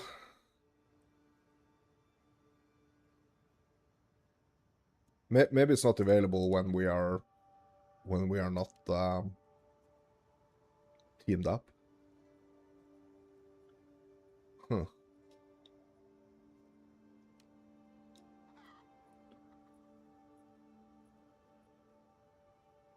Yeah, in the first league, you was stuck on a boss. Someone came in and one-shot it for you. Yes. Yeah, I kind of did that too as well. I really really want to go back and like watch the 0 point. Like that would be so fun to go back and watch the streams from like 0.1, the release. That would be epic. I think maybe I should do that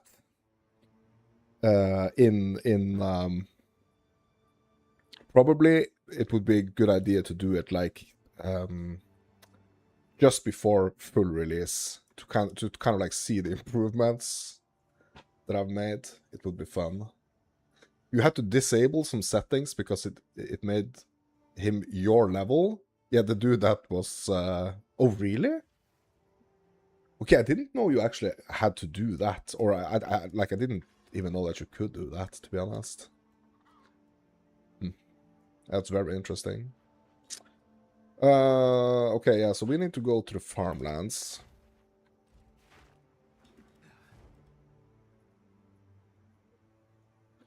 Yeah, I can't even I can't remember having to do any of those settings, but I mean it's such a long time ago. It's like, what is it, like 15 months ago? But I remember I was stuck on some bosses, and I felt so bad. The thing was that I felt so extremely bad after actually having someone coming in and help me. So if I were to do like some like team sessions like that ever again, it would have to be for like the challenge, not to like invite someone in to help me clear a boss, because like yes, it helps you right then and there, but like it really steals. It really steals your opportunity to actually learn what, like, why you are not able to do it yourself.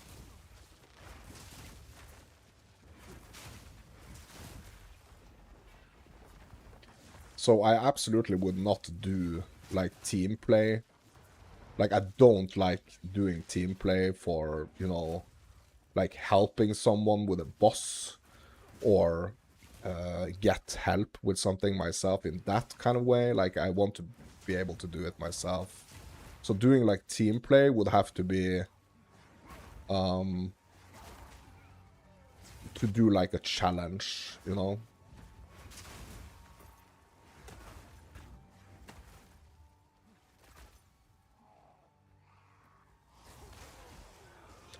Okay, so I'm trying to remember what we need to do here. Okay, yeah, so we need to basically we need to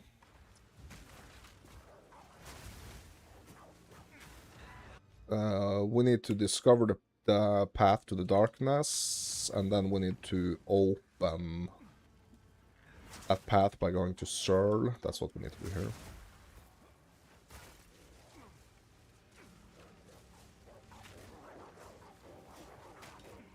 Yeah, playing together would be better if you're both at the same level. Yeah, I think so. And I think maybe they are actually doing some changes to that as well, if I'm not mistaken. Like, I think they're doing some changes to multiplayer as well. I don't know if that's 0.5. So sometimes it's kind of tricky, like when you watch these reveal streams and the Q&As with CGD, it's like there's so much to talk about when it comes to just like the updates that comes with a patch. but also there are other things that's getting added in there, like other questions or other like topics that's not necessarily like gonna be addressed in... Oops, I got fried. That's not gonna be addressed like in that patch itself, and it's quite easy to kind of like get it mixed up. Bro, she toasted me so hard.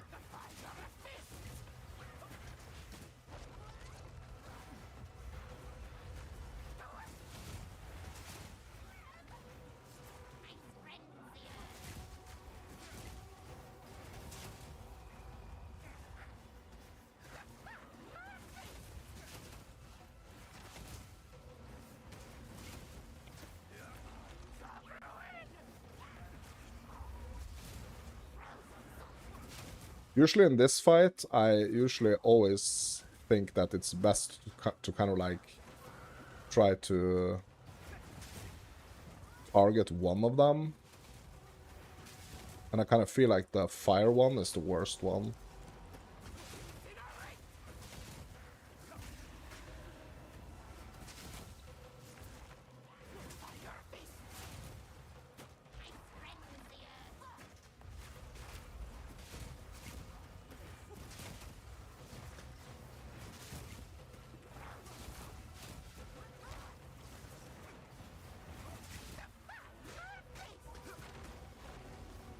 Oh my god, don't burn me to a crisp!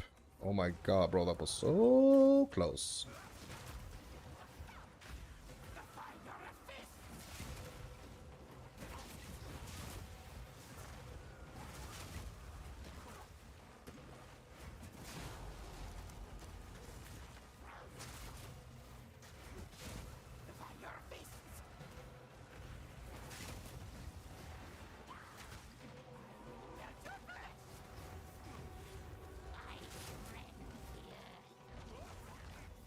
I'm just gonna call her the Black Pyre. I'm just gonna call her the Crisp Maker.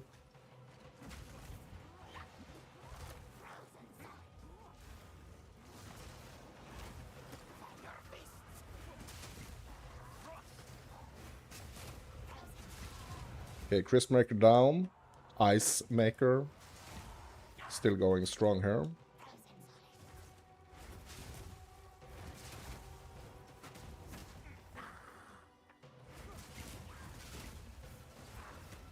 Fighting ice with ice.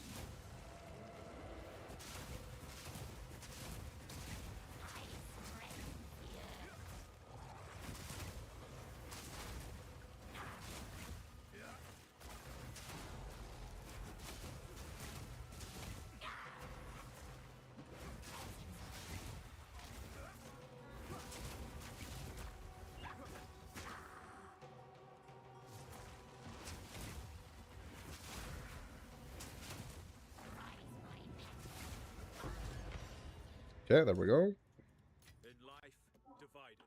In death, united.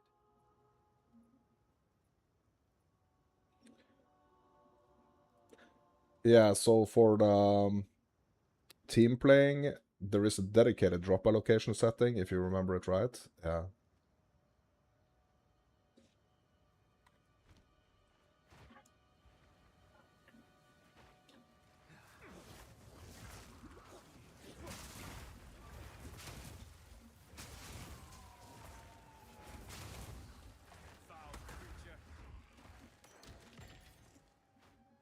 By the order of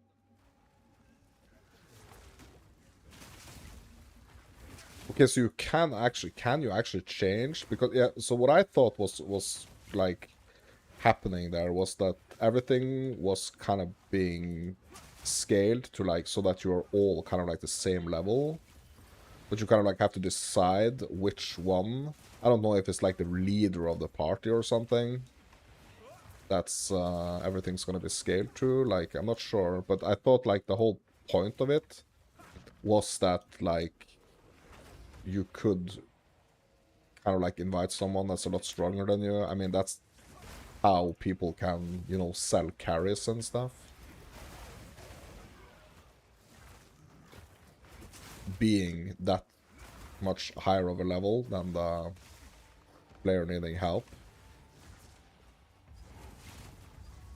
But it is a little bit misleading because if you are in a situation where you actually need help, like you actually have to figure it out your damn self.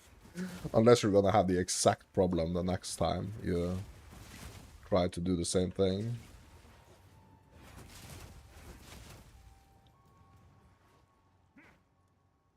It's a host. Yeah, it's but you can turn it off. Okay, yeah. Yeah, okay, so here's the Searls. Yeah, like you mentioned earlier about the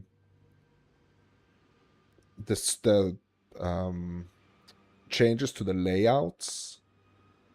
So what I think, like when practicing the campaign, it's not only about the layouts, it's just like the order of things, like remembering the correct order to do things. I think that's more important. Or that's what I want to practice, basically, like the order of things.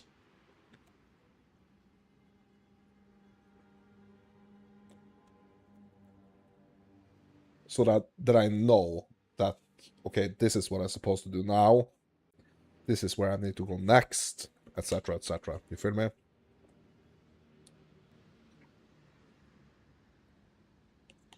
feel that's important. The order will be different? What? The order will be different? I thought it was only the layouts.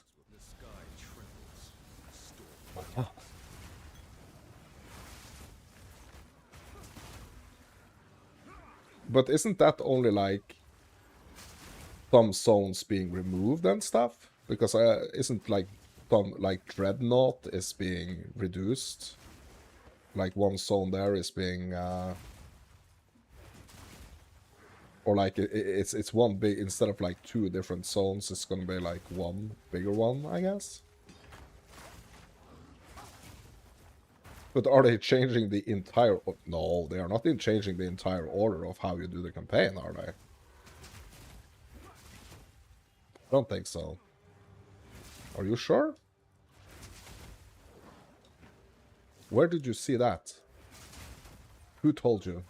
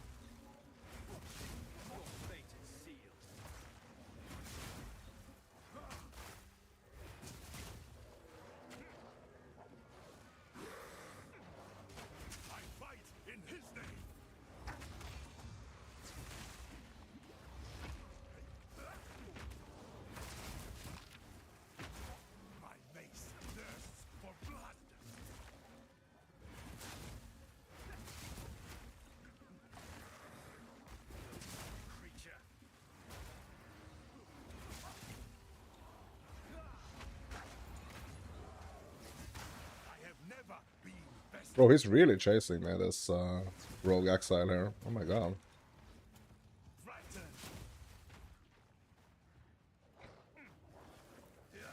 Very resilient.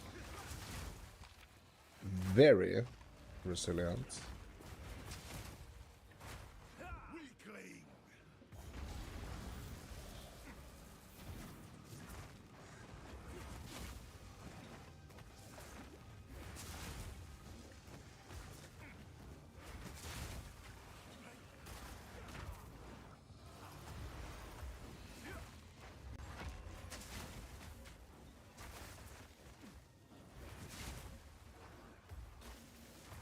Bro, and an abyss? What the heck kind of zone is this, bro? I feel like I'm in a freaking tier 15 map here. With the monster density not fixed.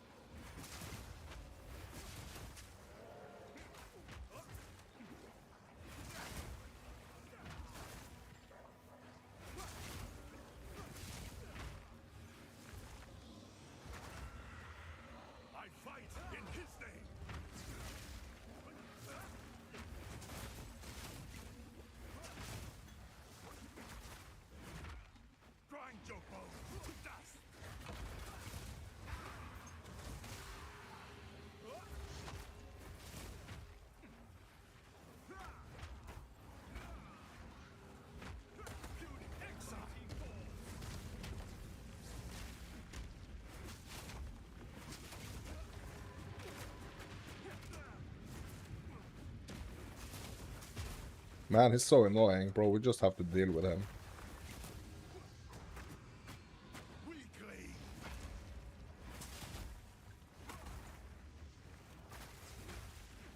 Oh my god, and he heals! Bro, look at how he freaking just healed back all the way back up. What is this, bro?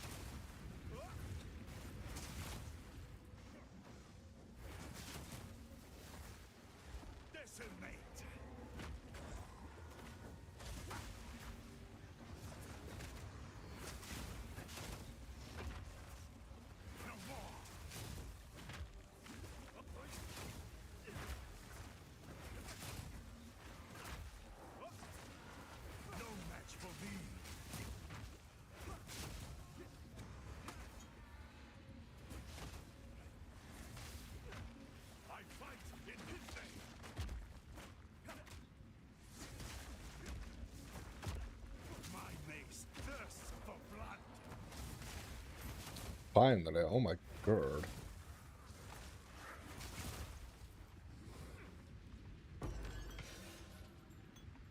So many good stuffs here though, like...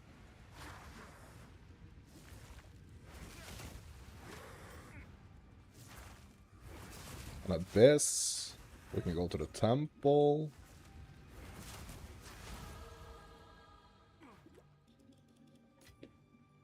Yeah, really juiced freaking zone right here.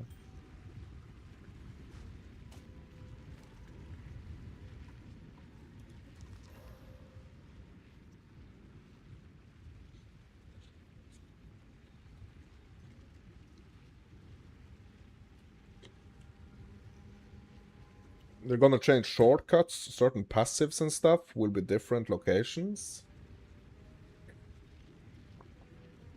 A PoE dev tweeted it. It's why he recommended not to practice league starts this time around. Yeah, I mean, it kind of depends on like what you're practicing, right? So I'm more like practicing my build than kind of like practicing anything else right now, to be honest. I mean, obviously, like things will probably be changing, right, when it comes to that aspect as well. I just don't think like a lot of the stuff on this particular build is necessarily gonna get nerfed, like a lot of the techs and stuff. I don't think they're aiming for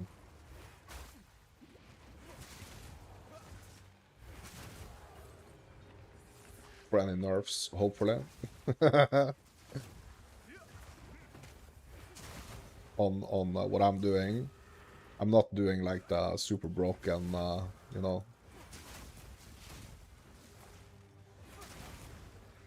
super broken secret stuffs. At least I don't think I am.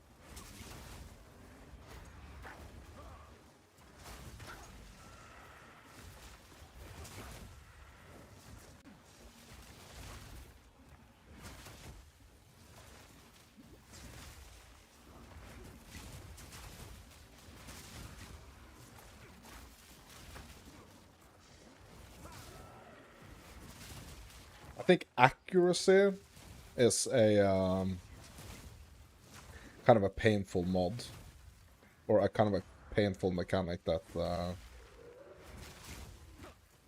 that's in the game, to be honest.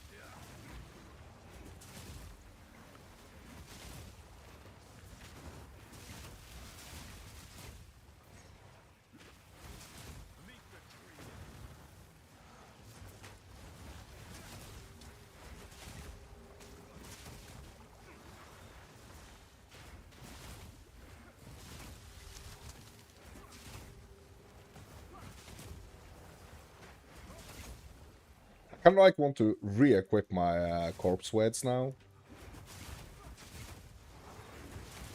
to see the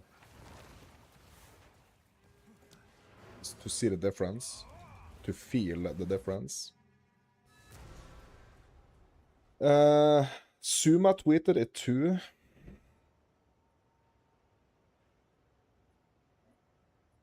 It was also added in Crimson Cast's video. Yeah.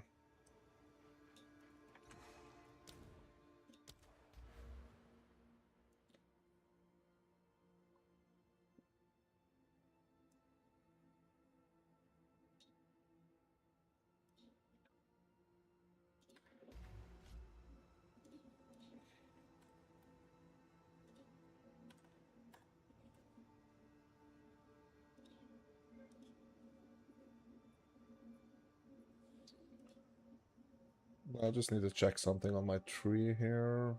Yeah, so I'm actually getting the recharge here. How much is that actually gonna matter now? Like, I don't think that's gonna matter a lot now because I'm way more like armor, way more armor focused.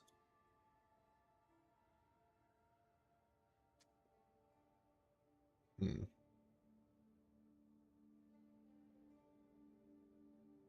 Yeah, so I am kind of hitting a point here where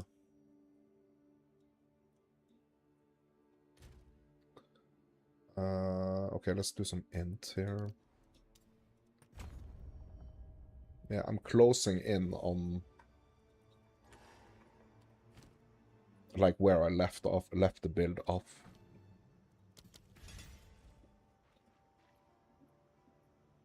We're not gonna have like a lot of more passives from this point on.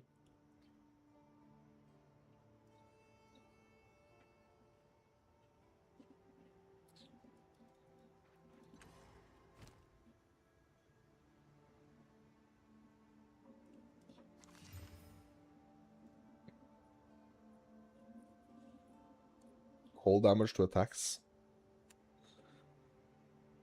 I'm gonna go down to the negatives in the lightning resistance though. Yeah, I don't like right now how I'm kind of feeling a little bit forced to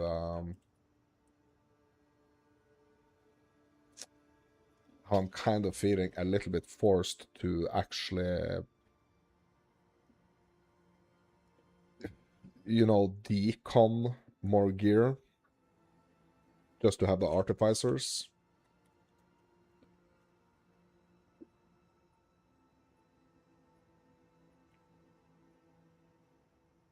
I think I need to go to the temple and get some artificers, to be honest.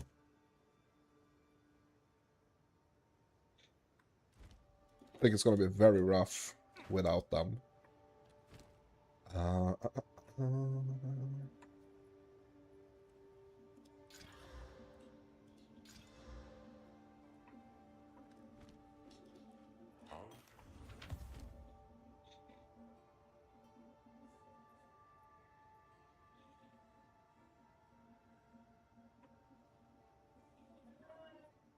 That's a lot of recovery. Sorry, a lot of amount recovered.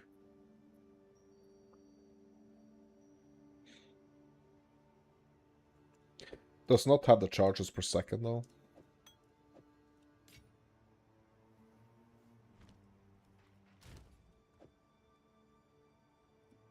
Yeah, I have to remember why I actually went here initially. It's because I want to try to swap back to my corpse weights. That's it's been such a big part of the build for such a long time, so I kind of like want to see if I can actually manage to keep it in there.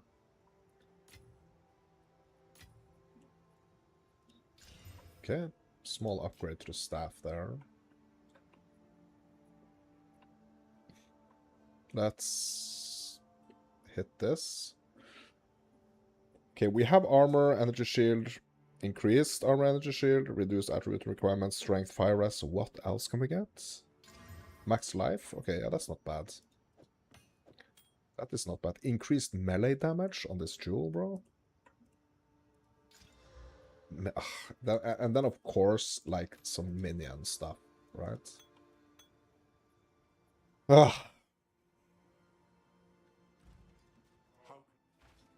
What have we got?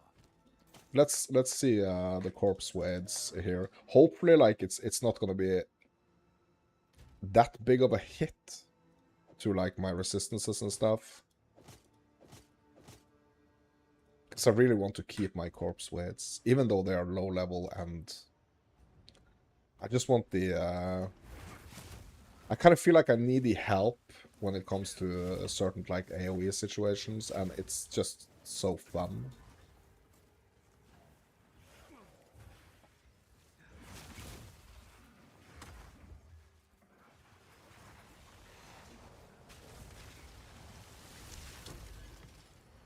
Oh my god, oh my god, oh my god, oh my god.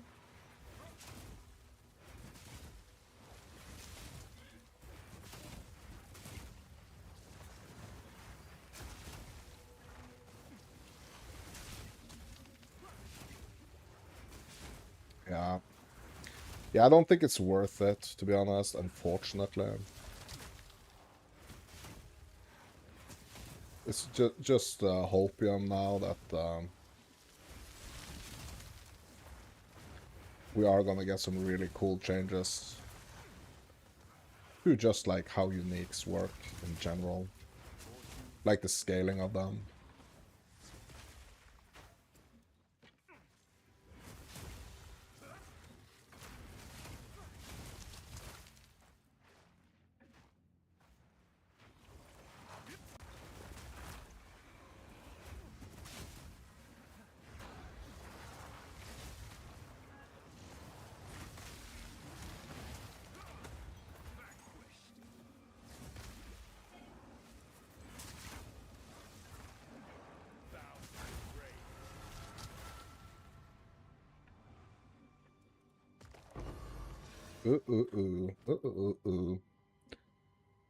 Okay.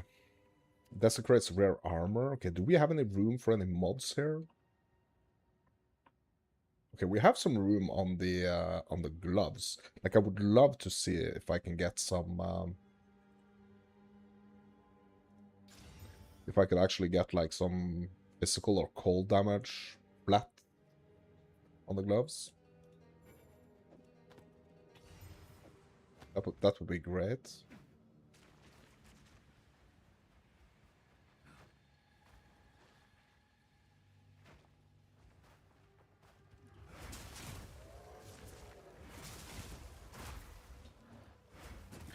think my corpse weights are gonna be an issue though, and potentially an issue in the boss boss fight here. So much going on in this zone, bro. Immunity to freeze, immunity to stun, bro. It doesn't feel like it.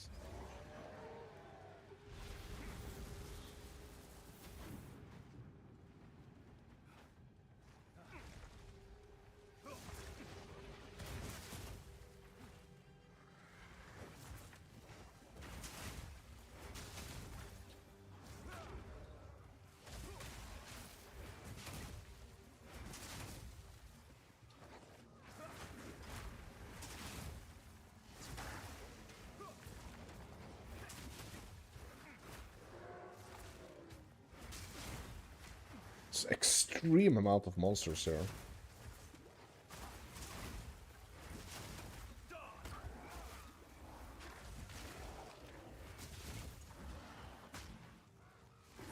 It's like when I'm in that zone close to Cap, where we have like a million of those statues like coming to life when you approach them. Kind of feels like that situation, only this is worse because these monsters are actually kind of good.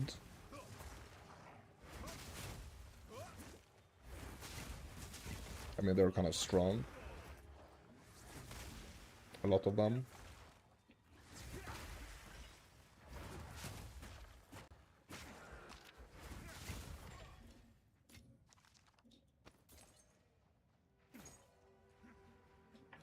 Yeah, I'm just quickly gonna go... Oh.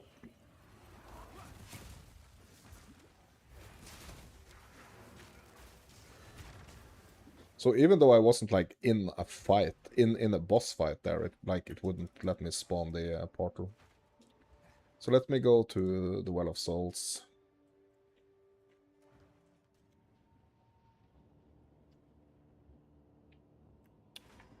Clear speed isn't ideal. No, that's kind of like what I'm thinking as well. Okay, added cold damage, lightning. Yeah, let's do the cold damage one. Yes, that's what I wanted.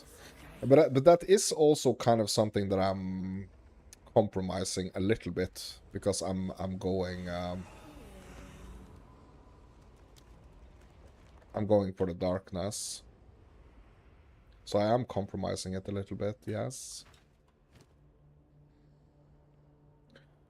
Probably really should look for a stronger, a better staff as well.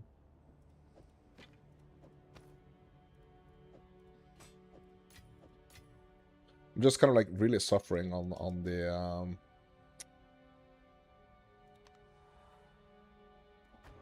really suffering on like the currency side, I feel.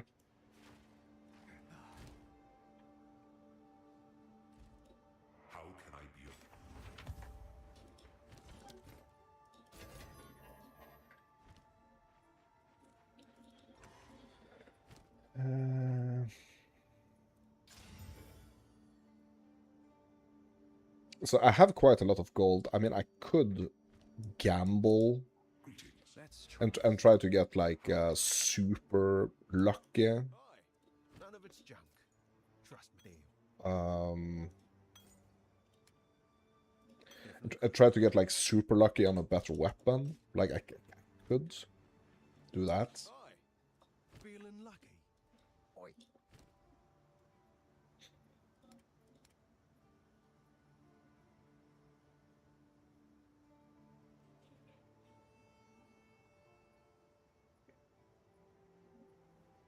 I have a single regal here.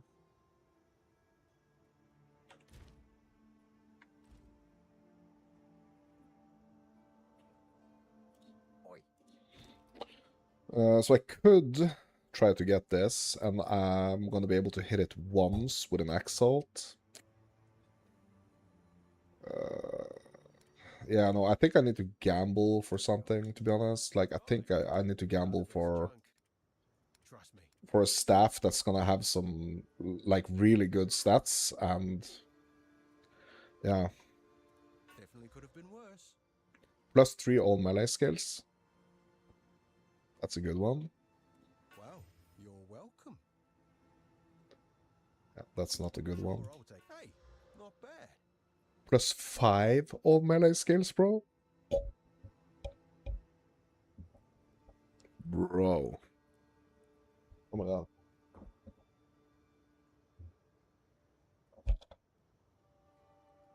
+5. I don't have any artificers. Okay, let me hit it with a wriggle. Okay, plus dex. It is added lightning damage. But just like that freaking base physical damage is so bad.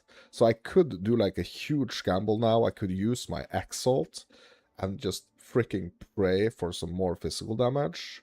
Because I don't think, like, the way this staff is right now, I don't think it's gonna, like, increase a lot of stuff here. Oh, and also there's gonna be an issue with the intelligence.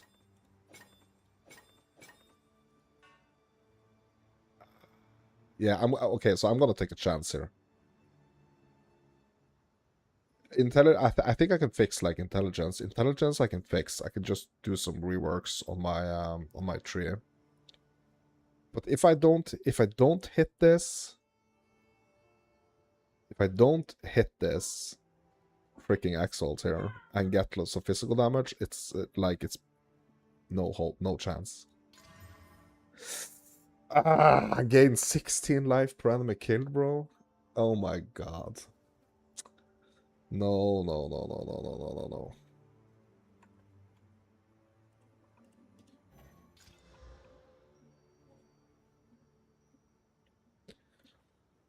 Bro, do I have enough? Do I have enough to do some recombination?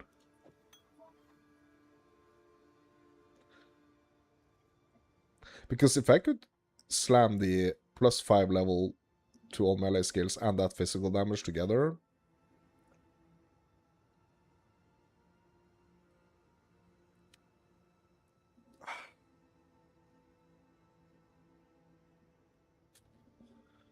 Yeah, okay, so I'm gonna keep those. Like, can I actually do that? Hold on. Can I actually do that? Let's travel to the hideout. Yes, it's not well. Bye then. Let's see you again. Hello. Recombinator is not unlocked yet, I guess. Okay, so that's not gonna work.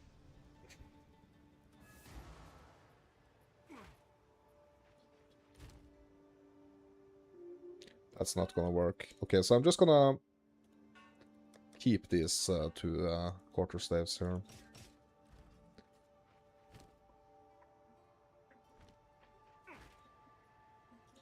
Yeah, it's not optimal.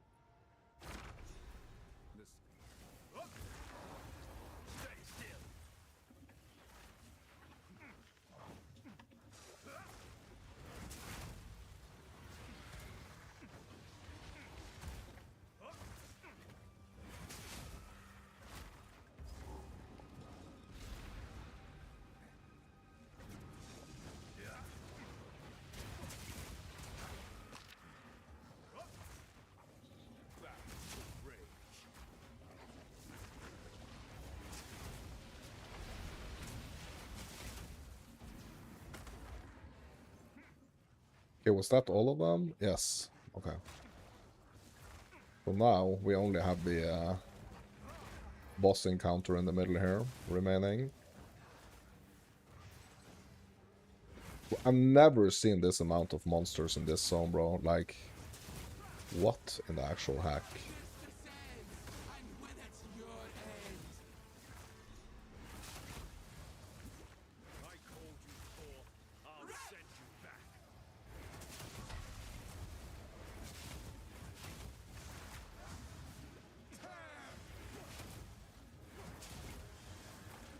So what I have to consider now is that the like my dexterity is starting to suffer a little bit when it comes to my weapon. So I need to focus a little bit on dexterity.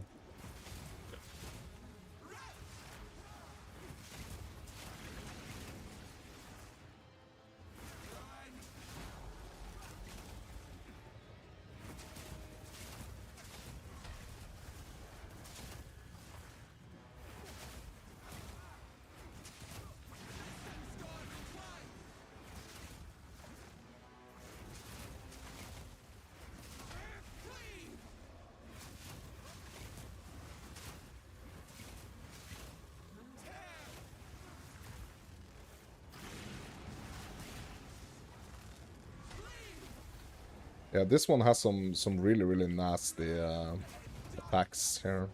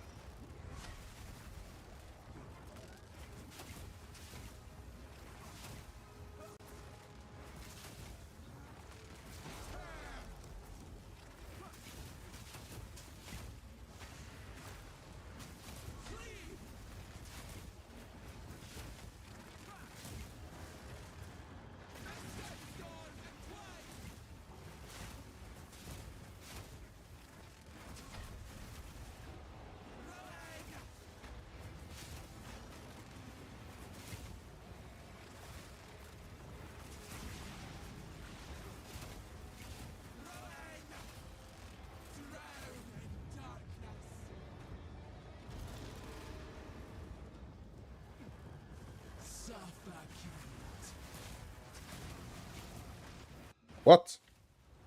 Heck just happened there, bro?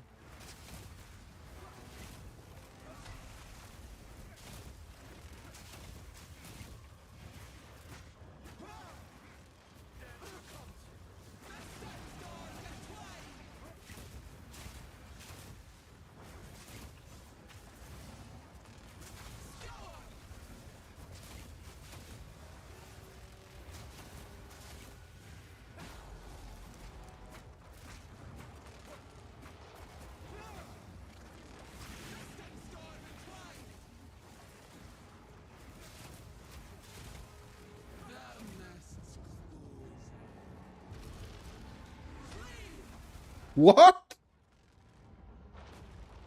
What? What just happened there, bro? What?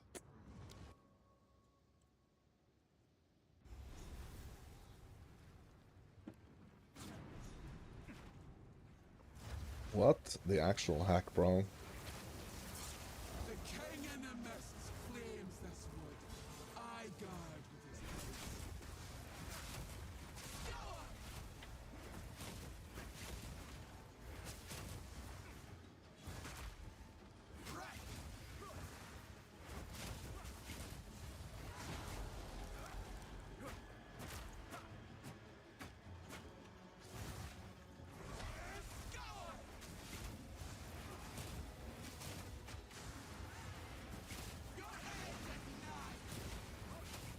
This is like one of the arch nemesis. Like this boss is like one of the. I feel like just in general, like both on the Chayula and on the Invoker. Like this is one of my least favorite bosses. She just has some like very, very strong attacks. And if they hit me at the wrong time, I'm just one shot.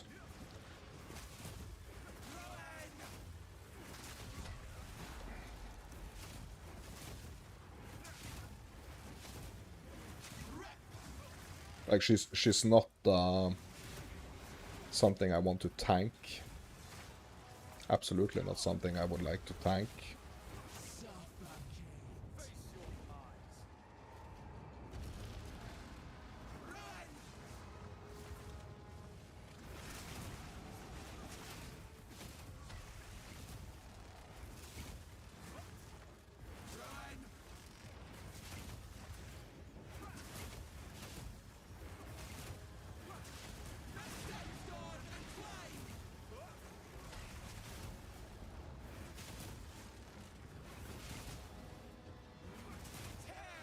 She has some interesting weapons though. What are those? Like scythes or something?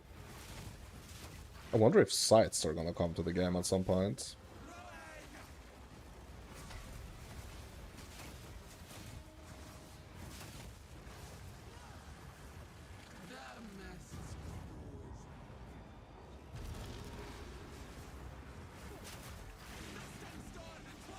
I want the Viper. The Viper Staff. The Poison Viper Staff.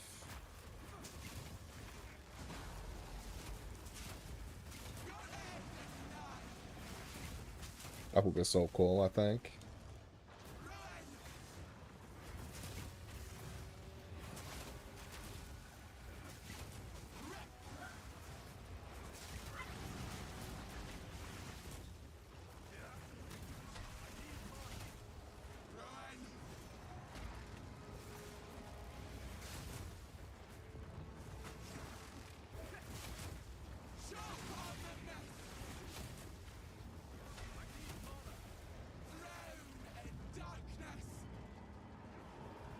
Drown in darkness.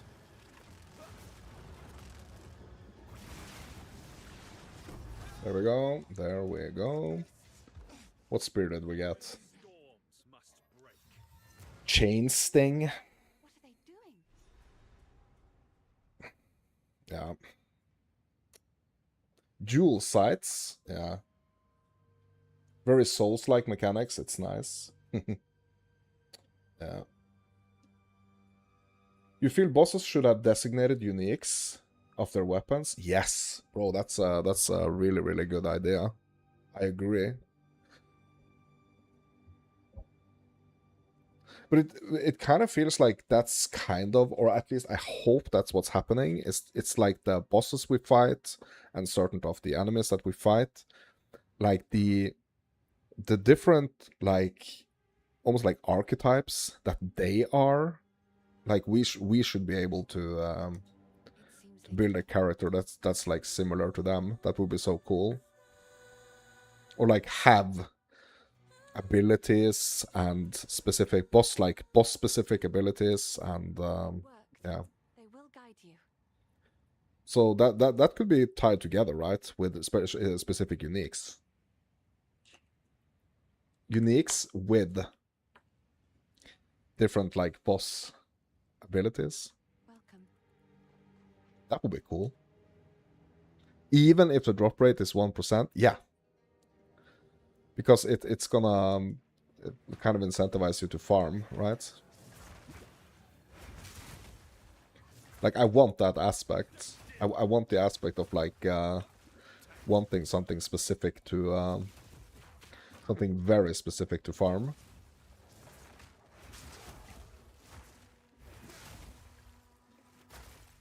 So how is that situation in the game right now? Okay, let's do a quick search here.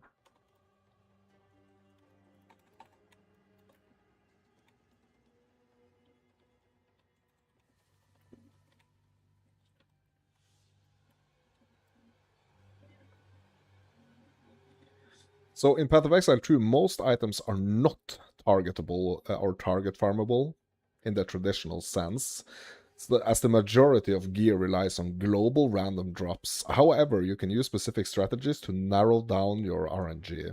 Yeah. So boss-specific uniques, certain endgame bosses have exclusive unique item drop pools. Okay. So what are the drop pools of the certain end game bosses?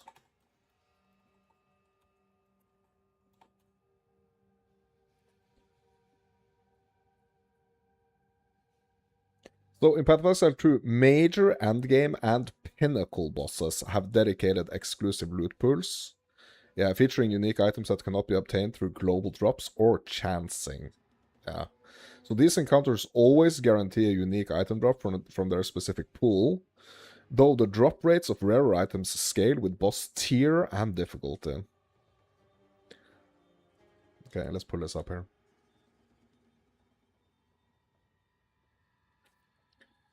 So the Arbiter of Ash, the current pinnacle,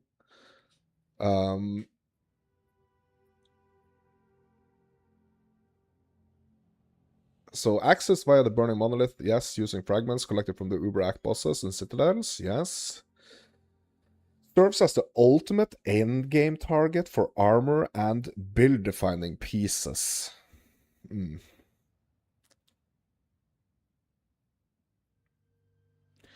So the Morror Invictia's body armor 40% drop rate. What's that? Morior?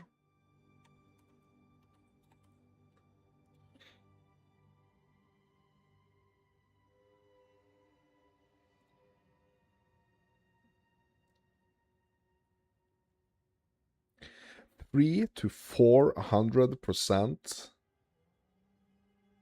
3 to 400% increased armor evasion and energy shield. 3 random socket modifiers. It has 4 augment sockets, but it's hidden.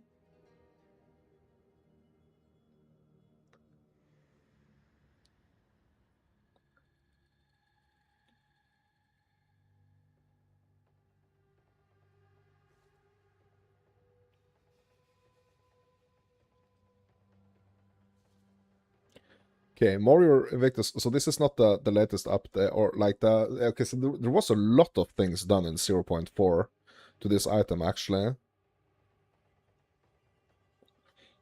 Plus 10 to 14 to Spirit per socket filled. Previously 6 to 10. Okay, so that's an increase. Existing items can be updated using a Divine Orb. Plus 8 to 10% all elemental resistances per socket filled. Bro, that's interesting. It doesn't say on the item, though. Okay, so you actually have to dive deep, like way deeper into... Like, it doesn't even say on the item itself here.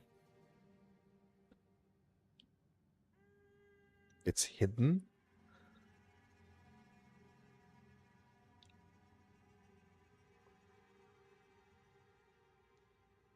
+45 to 60 maximum life per socket filled. +50 to 60 maximum mana per socket. Bro, I did not know these things. They are hidden augments. Yeah. Bro, I did not know this. That's actually insane. Because just by looking at it, you know, like this... Oh, yeah, okay, no, here is the modifiers. Yeah, okay.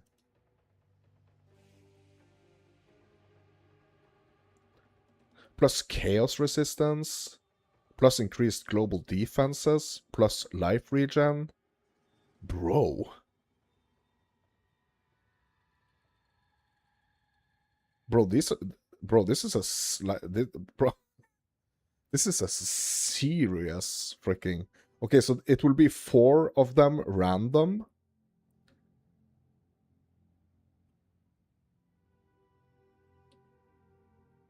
Okay, okay, I need to check something here. Do I have an item like this?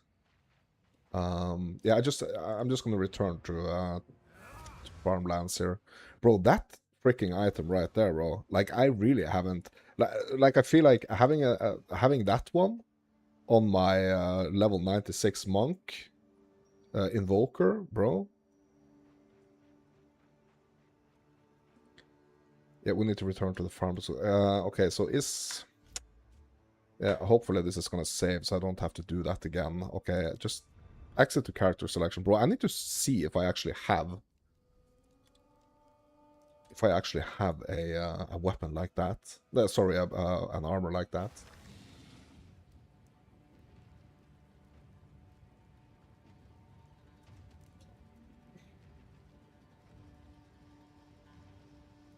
Show the tier 4 scepter. Yeah, I will. I'm just gonna check this first.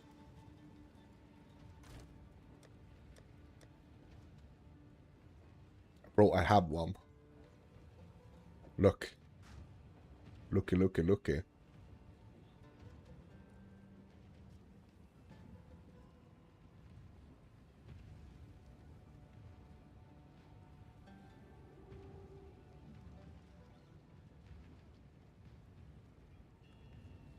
Bro.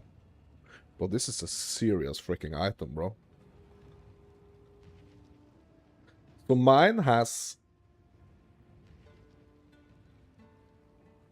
358. Okay, so hold on.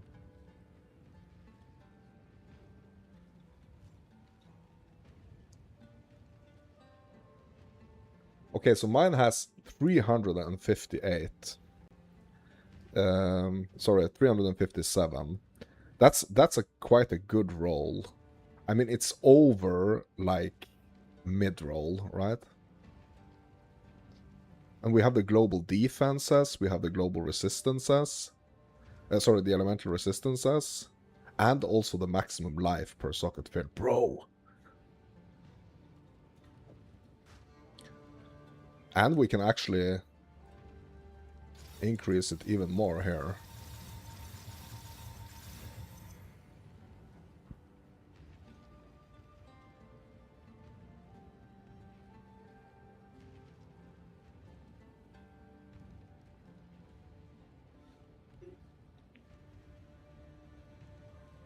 Lightning and chaos. Okay, so let me see here.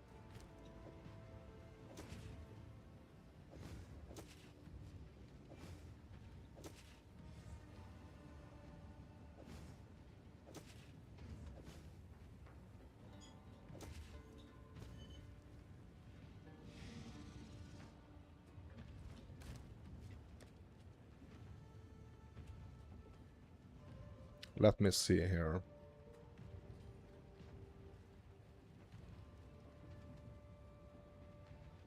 What did I call my freaking, yes.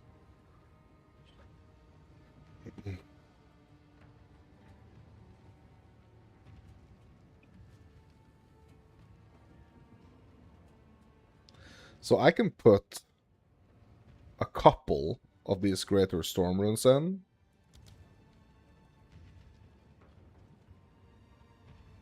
And I can put a couple of these soul cores in.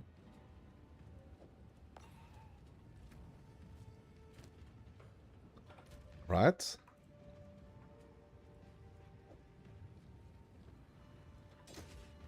That's 67.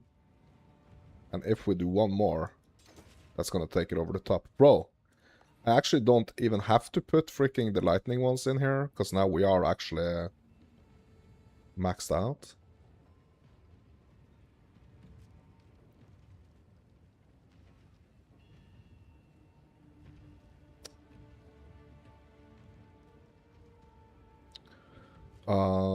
Okay, what else can I put in here then? Like, I did lose a bunch of energy shield, so I could put like a couple of iron ones in, right?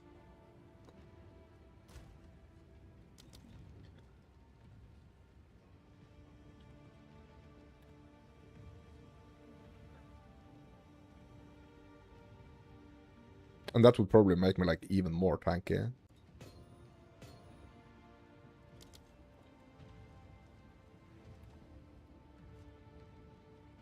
Increase deflection rating.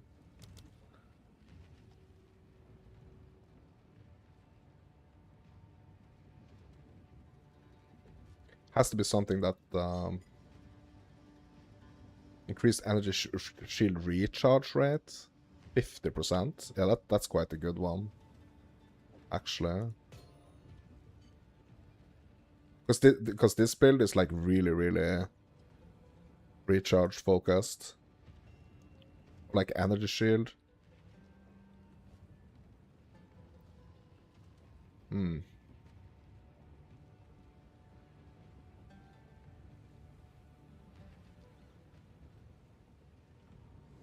Bro, so what I think I just did here is, I think I just took my build a step further here. Like, why haven't I done this before? Oh my god. This is so cool. I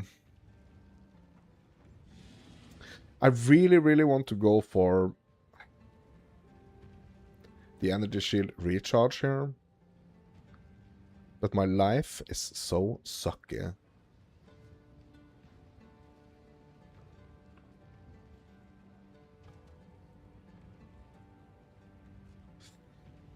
So, is there anything I can do, like, life-wise here?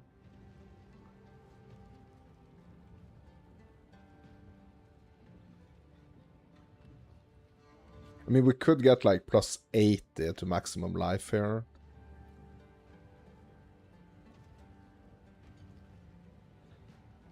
Ah.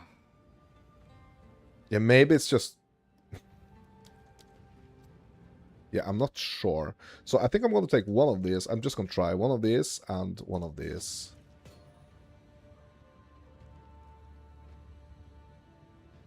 And I'm just going to try. I'm just going to try. Okay, so let's do a... Let's do a tier 15. Freaking nah. Okay, so we have a 5 mod here. Another 5 mod. Okay, 4 mod here. Okay, let's do this one. Let's just try, okay? Let's just try to do this one and see how it feels. Oh my god, bro. Yeah, I just need to try this. Imagine the chest with the new runes, bro. You want to see the other items? Yeah, we're gonna check out the other items. I'm just gonna have to. I just really have to try this. Map attempted. Okay, we're not gonna do that one. Headland. Okay, let's do this one. With some extra breach stuff in it. Yeah, sure. Why not? I just need to try this. Hopefully I'm not just gonna be like one shot here.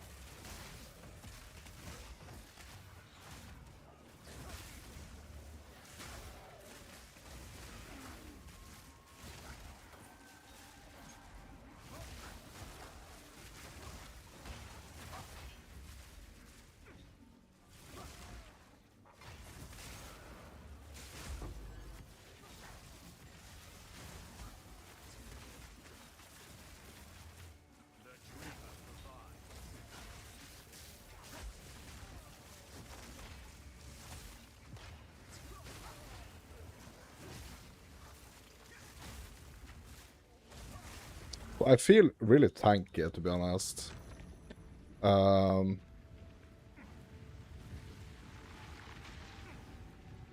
That's a good thing.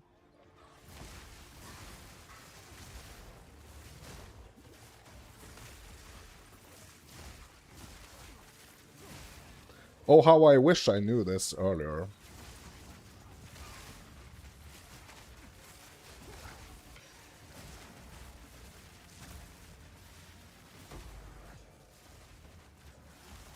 So like I feel slower, kind of. Like I feel a little more like almost like sluggish, like a little slower.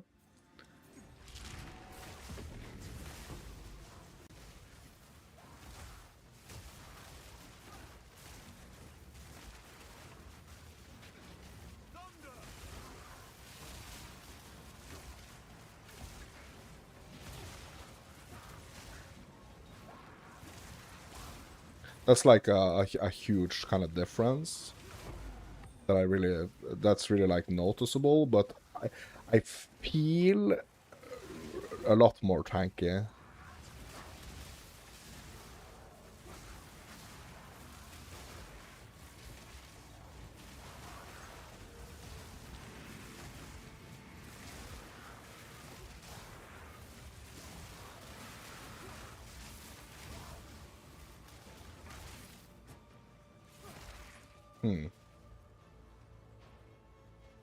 Yeah, I haven't even lost my shield once. Yeah.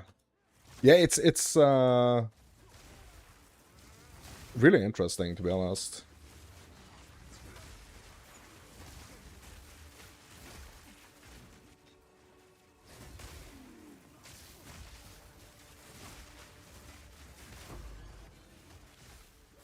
Okay, so there was a catalyst over here that I didn't pick up. Let's go grab that one. Bro, it's just like this item here just like freaking opened up the entire dome here.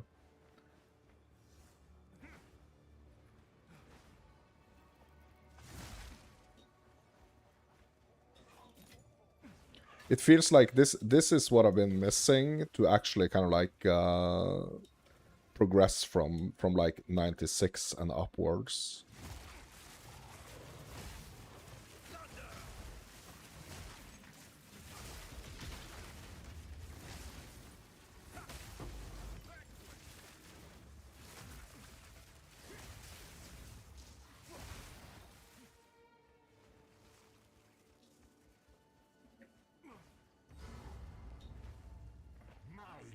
I'm almost tempted to kind of like just stand still and see if the and kind of see what happens. But I don't want to do that because this level has been so painful to actually achieve initially.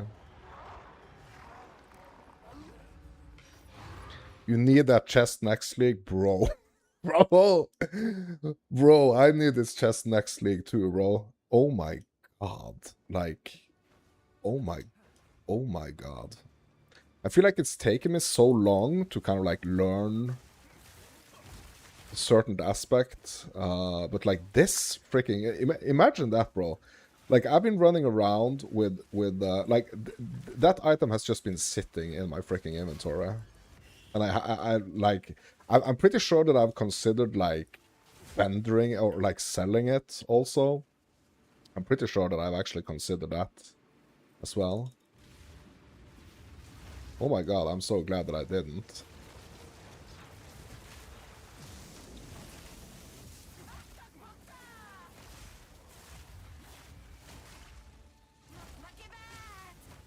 Bro, please come out of the rocks so I can see you. Thank you.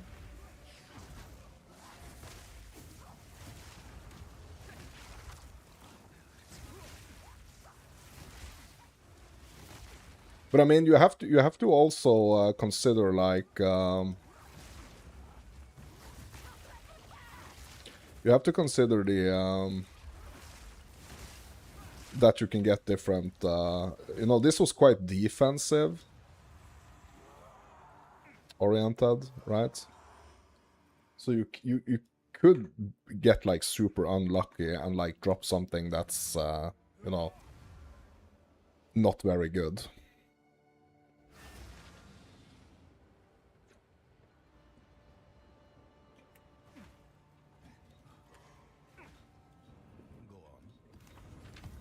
The lowest my shield went was 30%. Yeah. Yeah, this is insane. This is insane. Finally. Oh my god. Yeah, I feel like I've been struggling so much, like, at the later... So I've not understood what I'm actually sitting on here, to be honest. Yeah, see the other ones. Okay, so what do we want to... what was it that we wanted to look at?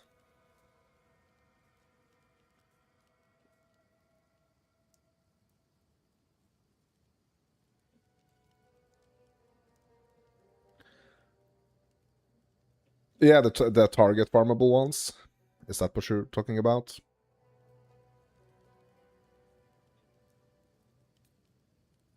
Yeah, let's have a look at them. So the Warrior Invictus body armor has a 40% drop rate, so it is slightly... You need that one on the Fire Sword, bro. Bro, that's so true. That's so true. Yeah, so it is. So the Warrior Invictus is a 40% drop rate. I mean, so it's less than a 50% chance to get it. So you're gonna have to. What I think is that I think I actually got this from Atziri. I don't think I got this from Arbiter.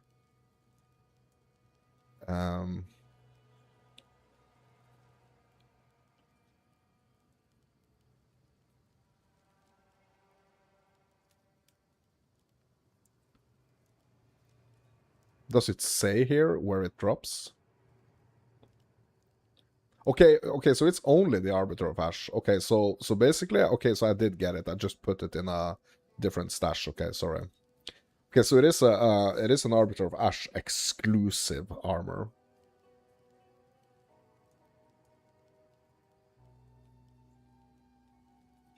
The exclusive Sacred Flame, was that Flame Sork?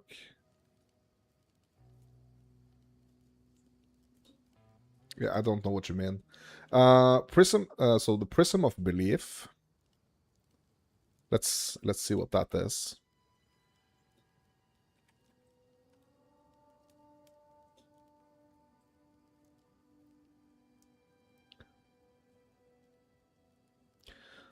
Okay, so it's a diamond, and it's +1 to 3 to level of all specific skills. Okay.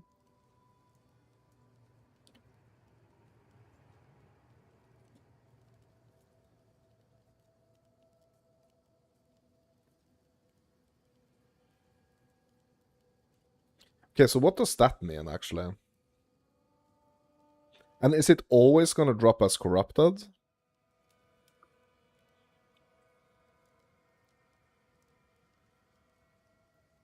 The 5th one on the list. This one? Oh, you want a Sacred Flame? Hmm.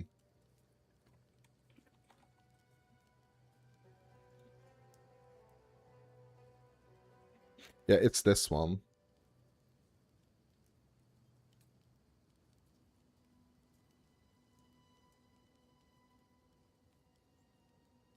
Okay, this is okay, so this is also an Arbiter specific drop.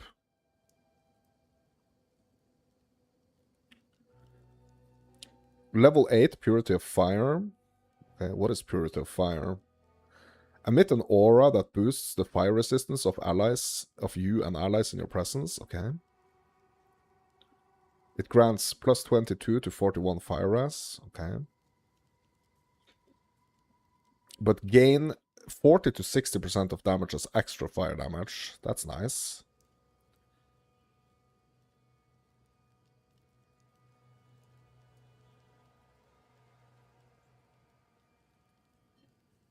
So this one and like a really good focus would probably be great, right? Or for the extra fire damage. You thought it would be it would have been better for a T4 exclusive, yeah. I mean, they might do some changes to it.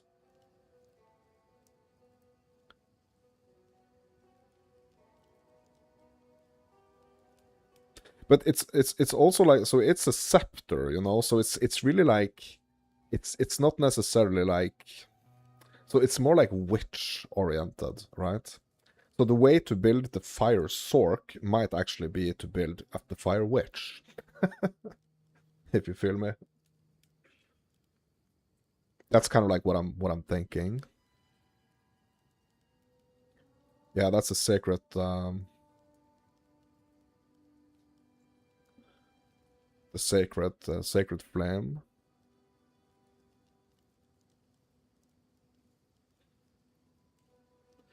Solus Ips, a helmet. Okay, what's that?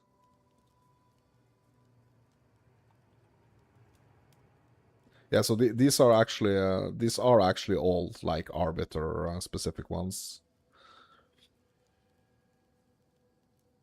Bro, this has like a similar feel, or it's kind of similar to the Warrior, that chest piece, because it gives you 150 to 200% increased armor evasion and energy shield, Plus 60 to 100 max mana, increased light radius. Equipment and skill gems have 25% increased attribute requirements, okay?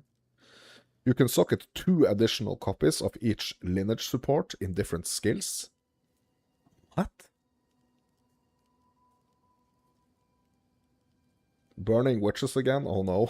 Yeah, that's true. But you can socket 2 additional copies of each lineage support gem in different skills. So it means you can have 3. You can have 3 of the same lineage supports.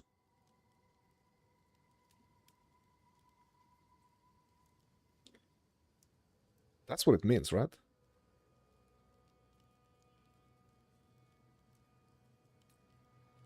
Huh. Yeah, that's kind of interesting. But it is kind of like the... yeah, it's... Yeah, I mean, it is really cool. Because I'm really, really leaning into the fact that I feel like a lot of builds are really, really gonna gain from being more like try-focused, you know? Tri-stat focused.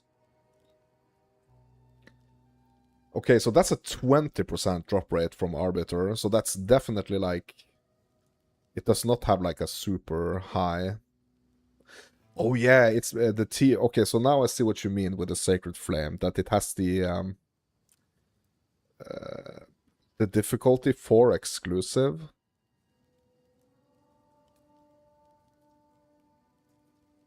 Yeah, now I see what you mean.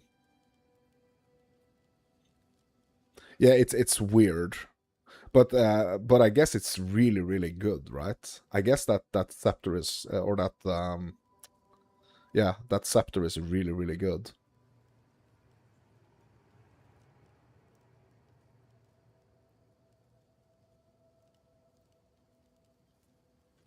Okay, what are these boots? Ab Eternal.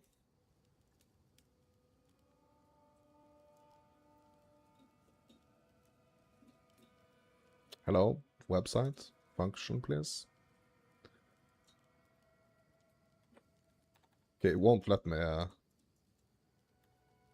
type anything here.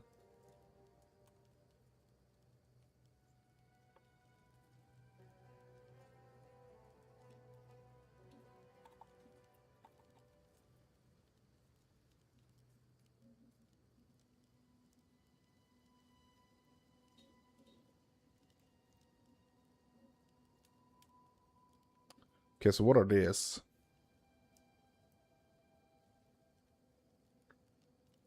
$15 to 30% increased movement speed, 100 to 150% increased armor evasion energy shield.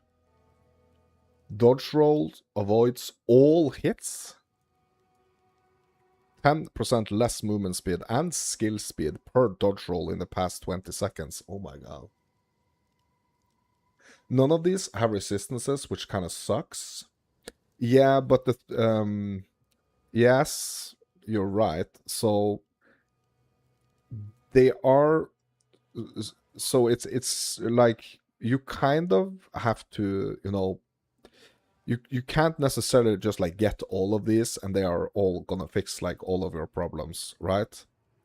So there are gonna be like specific case scenarios. So like the reason also why that Cures, why the Warrior worked so freaking good on the Invoker that we just tested. The reason for it is because that was something that I really felt, like it was really filling a gap that I really felt was kind of like missing on that build.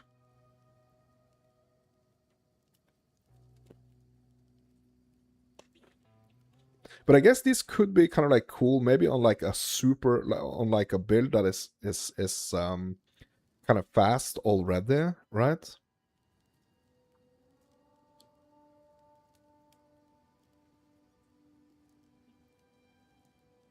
Yeah, but not like super exciting. Okay, so then we got the Sine Awekwo, Aquo, Sin Aquo. Okay, why can't I type here? I don't understand what's happening with this website right now. Update cookie preferences.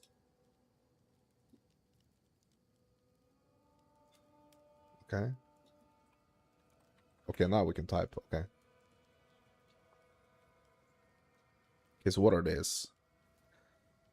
10 to 15% increased skill speed. 100 to 150 increased armor, evasion, and energy shield. Immobilizes enemies at 50% build up instead of 100%. Enemies immobilized by you take 20% more damage. Okay. The skill speed one is good. That's really cool.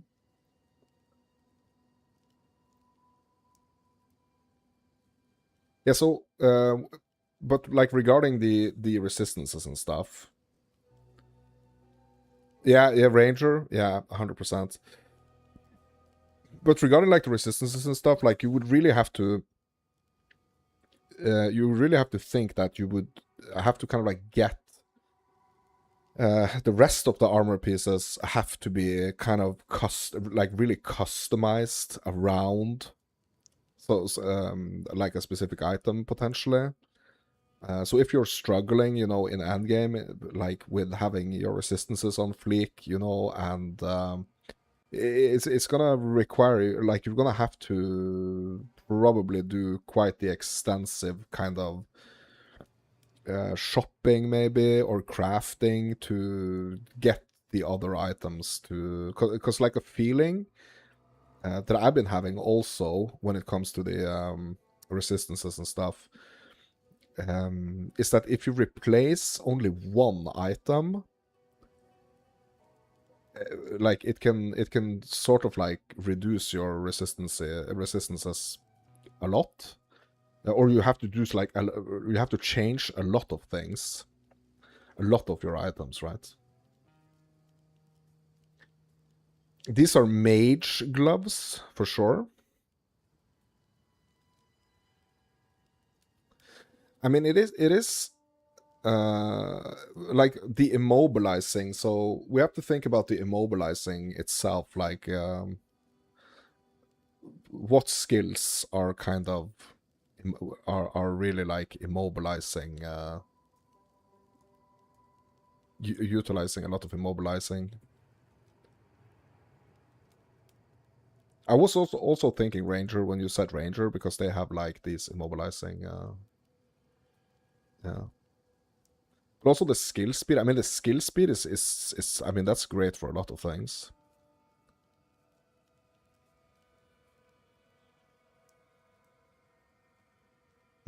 Boots were better for the Ranger, and gloves for Mage.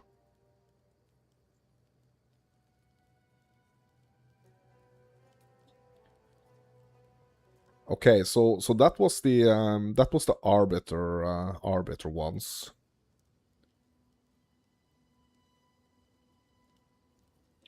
And the Zarok the Temporal, that's the last boss of the Trial of the Sakamas. Fought at the end of the Trial of the Sakamas. This fight is unique because its drop pool is strictly manipulated by the unique relics you activate before the encounter.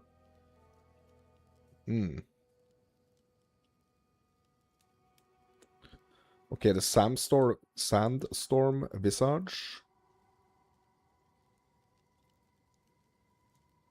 Bro, I don't know what the heck is actually wrong with this website right now. Okay.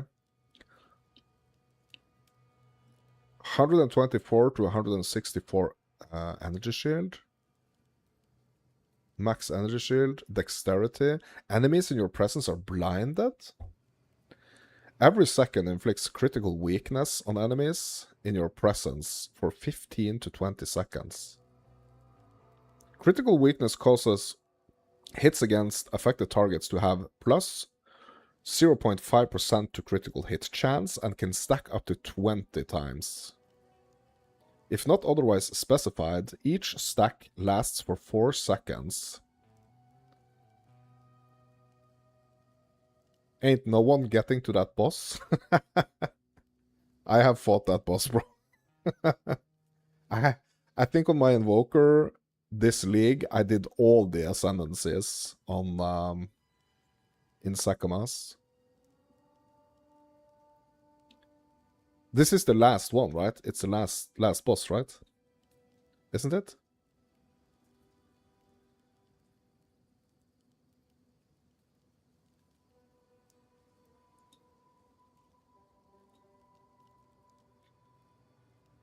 Yeah, I mean, it could be interesting for...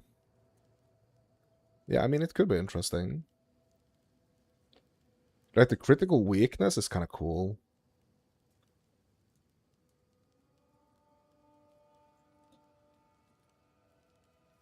Okay, and then it's the Temporalis.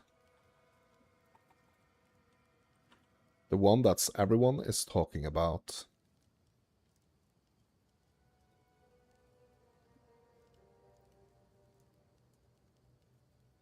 Plus 100 to 150 max energy shield. Plus 10 to 20 of all elemental resistances. 5 to 30% damage taken recouped as life. 5 to 30% of damage taken recouped as mana. And the skills have minus 2 seconds of cooldown.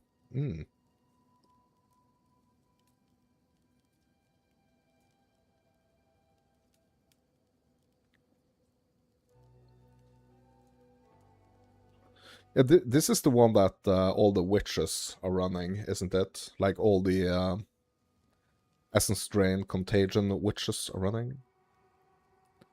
Yeah, Zarok is the 4th boss in Trials of Sakamas. Yeah, I've fought him. And I've beaten him as well. Like I said, 0.4, I did all my trials.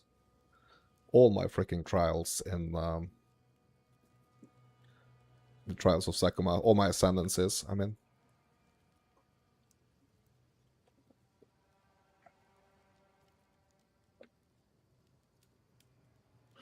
But like the percentage of damage taken recouped as life and also recouped as mana, like it seems... Like I'm gonna have to try it, you know? It's one of those items that I just have to try. To really get a feel for what it's actually doing.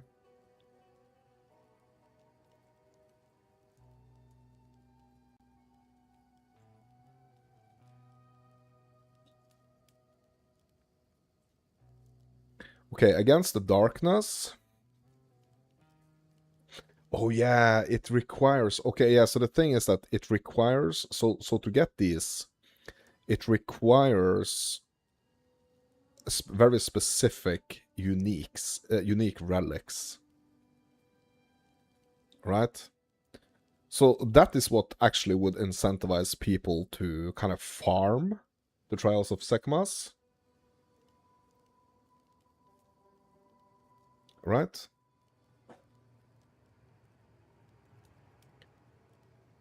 So the reason why people are farming the Sakamas is to get these, I guess, relics, or for like the chance to get... So it doesn't say to get some of like any of these items, but it doesn't say like the drop chance.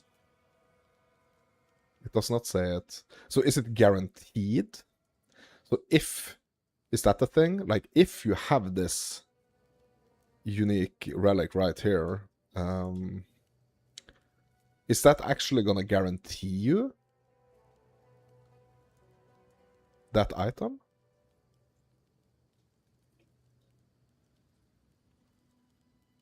Yeah, here we go. Now we're bugged again. Come on. Come on. Against the darkness. Let's go. Okay, that's a time lost jewel. Time lost diamond.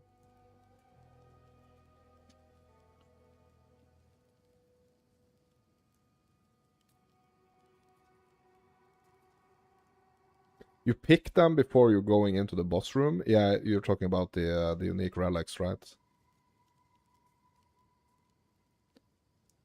Local jewel effect base radius 1,000? What? What the heck does that even mean? Does it mean your radius? So obviously, like, some of these time-lost jewels, right? They are affecting like an area around your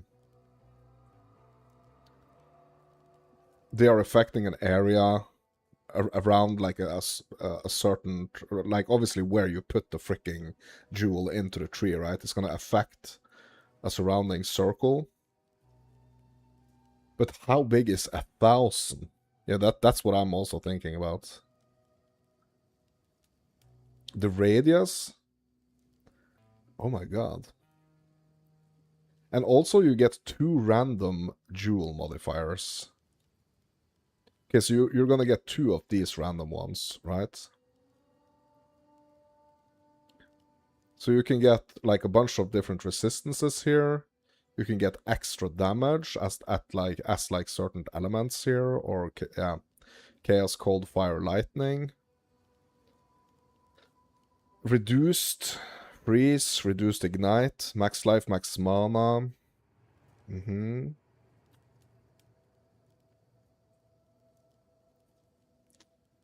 Plus to spirit. Yeah, okay. This is interesting. I think I've actually looked closer on that one before as well. Okay, Sekama's resolve.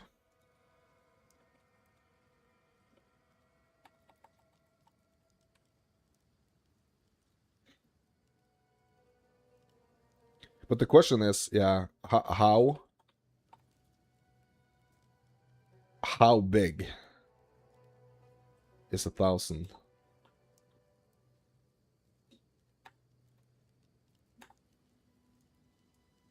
Like the radius, how big is that? Oh, there's 3 different versions of this?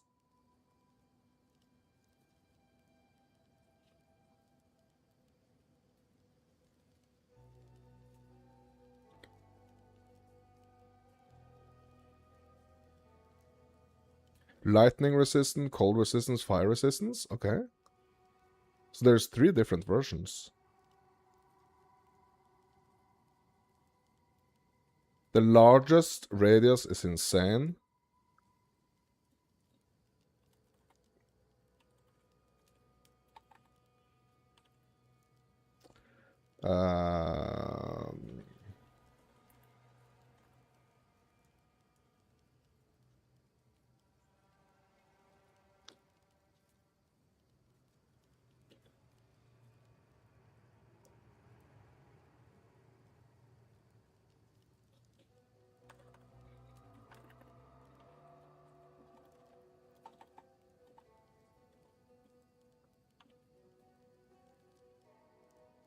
Radius check.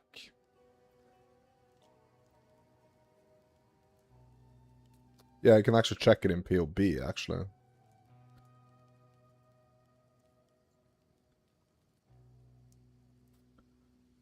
You sent me a screenshot? Okay. Let me see.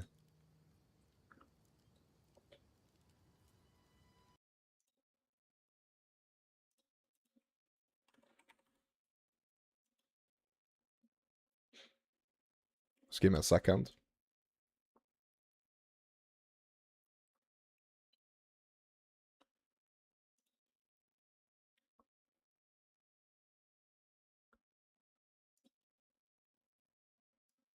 Oh my god.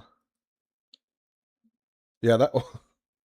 Okay, but so which one is this? Is this the largest one?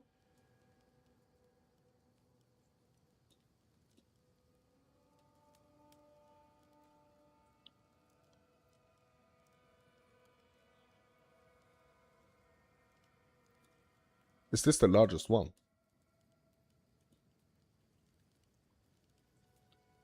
I mean, it's quite big.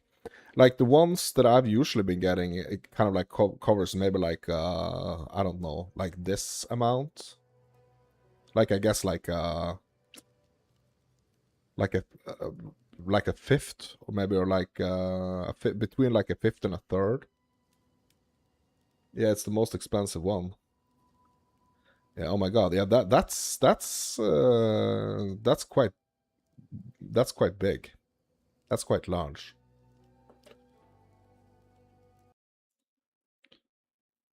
Hmm. That's actually that's really large, to be honest.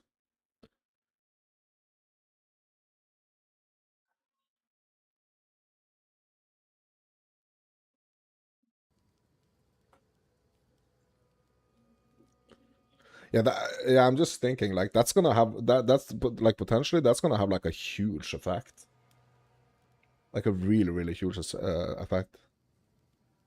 Yeah. So yeah, you're saying it's the most expensive one.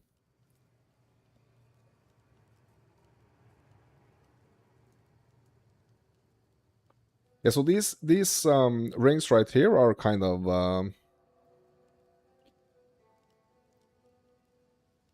bro. They have a socket. Because it says you can only socket emerald jewels in this item. You can actually socket jewels in these items?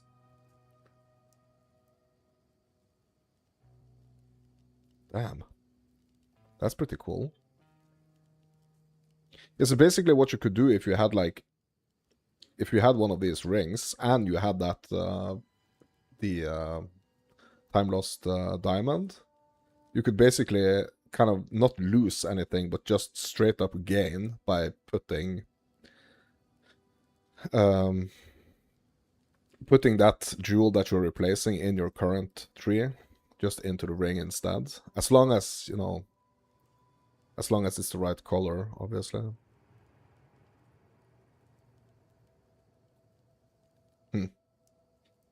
Yeah, interesting. Okay, so that was the Sakamas ones that specifically requires a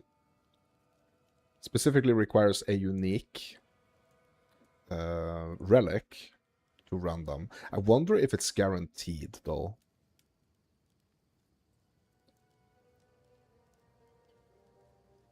Yeah, it's a diamond, not an emerald. Yeah, I don't mean you can put that in your ring. So what I meant is that if you have a jewel, just a regular one, right, in your tree, so you would put this diamond, like you would replace the diamond with the jewel, right? But by doing that, you're kind of losing, right? You're kind of losing the effects from that jewel. I mean, obviously, you're gaining a lot by putting the diamond in, right? That's not what I'm saying. But you can also put the... You don't have to lose. Like, if you have both the ring and that jewel, sorry, the diamond, you can put the jewel into the ring, so you're not losing.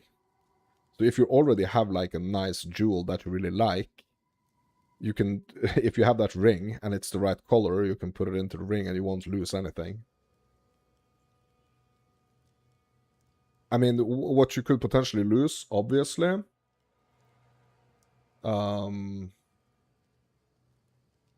What you could obviously potentially lose is the effects that you have to replace, like the ring, right? So if you have a ring with a bunch of cool things, you would lose that by replacing it for the other ring.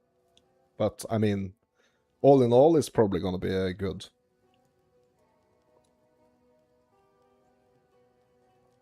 You mean the new unique jewel, you get more jewel sockets? Yeah, bro, you actually get 2 more jewel sockets as well, bro.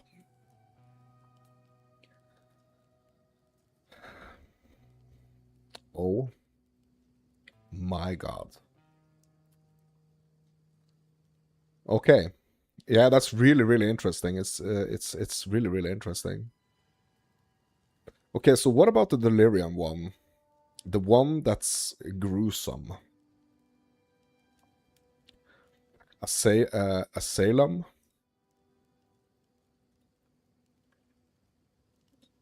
Is that the name?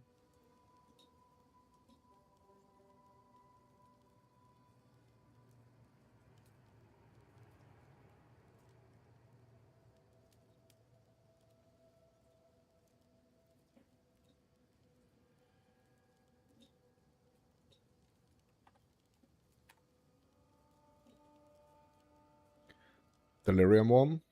Ooh. Looks really cool, though. Oh, okay, so this is another one of those increased armor and evasion ones. Okay, but this is specifically armor and evasion, so energy shield is not in the equation here. Accuracy rating, 30 to 50% increased crit chance. And skills have 100 to 150% longer perfect timing window. What is perfect timing?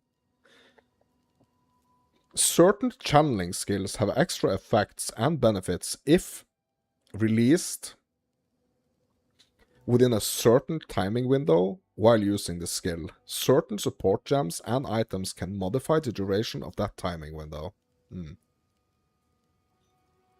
Yeah, the crit chance, but also like this perfect timing. It's kind of interesting.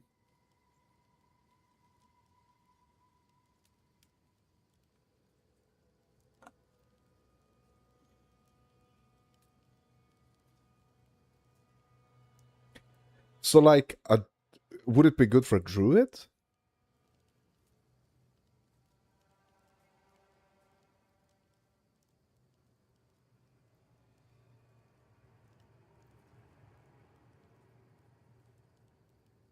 You can get up to 4 extra jewel slots on that diamond. Oh my god.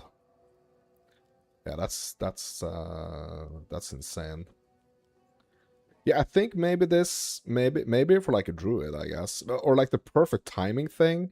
So it has to do with channeling. So what I'm initially thinking is that it would be good for like channeling skills. So I'm just trying to think like channeling skills. Like the druid has a lot of channeling skills, right?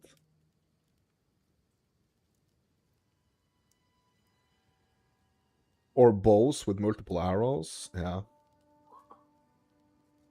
Yeah, the crit chance. Yeah, but I think that like the real juicy one here is the perfect timing one.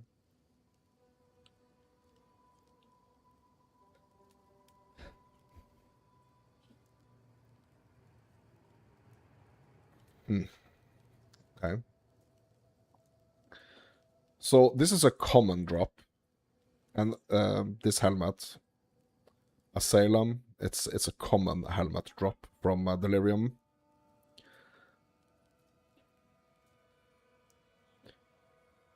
Defeating the final encounter at wave 15 guarantees a drop from a specific pool. Yeah, so that's this pool right here, right?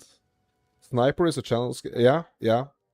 Yeah, I know the bow has some channeling skills. Like there's a lot of like channeling stuffs.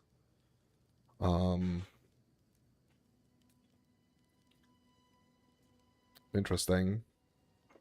Okay, so what's this body armor? Perfidy? What's this? Okay, so this is another one of those big chunks of increased armor and evasion. Chance to 10 to 30% chance to avoid physical damage. 10 to 30% chance to avoid fire damage. Chance to avoid cold damage, lightning damage, case... What? And also enemies in your presence are intimidated. What?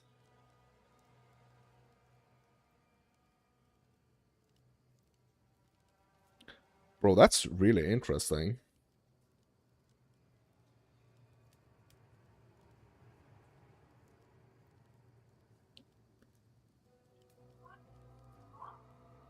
Okay, this is really interesting. Like, I would rather... So like, I would rather, like... Okay, so what's interesting... What is actually interesting about this is that the level requirement is pretty low. A melee armor, for sure.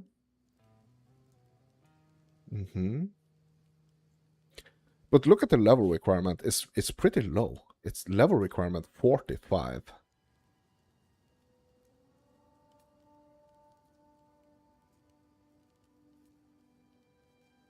Which means that if you are re-rolling, basically, like it's one of those uniques that you kind of like want to...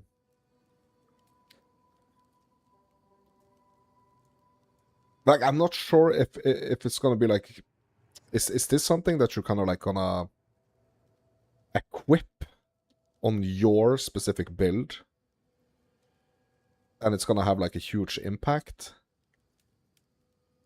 at like end game, because that's obviously when you're gonna be dropping it. What is the level requirement for what is the level requirement for the Morir? That's 65, right? The one I'm wearing on, or the one I just equipped on my Invoker. Yeah, that's 65. So that makes more of a sense, since it's like something that you will only get in end game. So I don't necessarily understand why.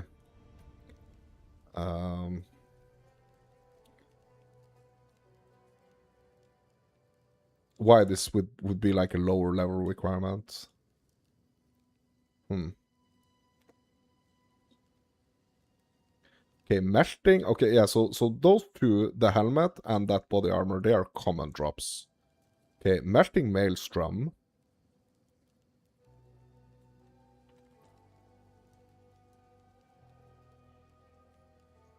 It's a flask.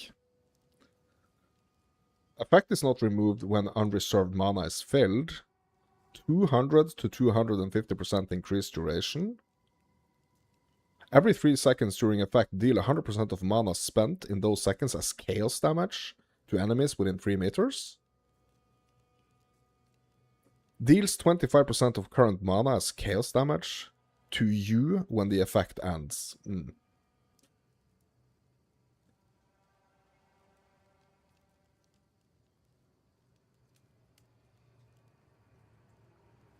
Because of okay, so yeah, a comment here on the on why this level requirement is so low is because higher level requirement armor needs res on it 100%.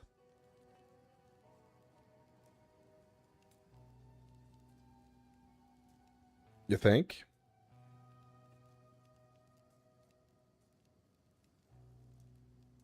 Seems very niche. Yeah, it's yeah, you're talking about the flask maybe. Yeah, the flask is very niche, I think. But so like a chaos. So I'm thinking like probably like some type of chaos, like a witch, maybe like a witch build of some kind would really benefit from this, probably. I guess.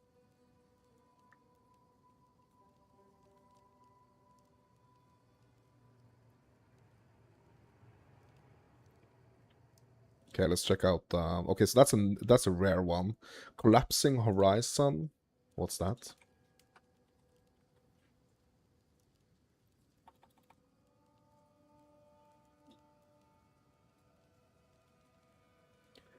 Ooh, it's a staff. A quarterstaff. 100% increased elemental damage with attacks. 5 plus 5 to 10% crit hit chance. Plus 2 to 4 level of all elemental skills. And trigger skills refund half of energy spent. Yeah, so this is if you're playing like a trigger build, this would be like a trigger and like an energy trigger build. This was this would probably be pretty nice.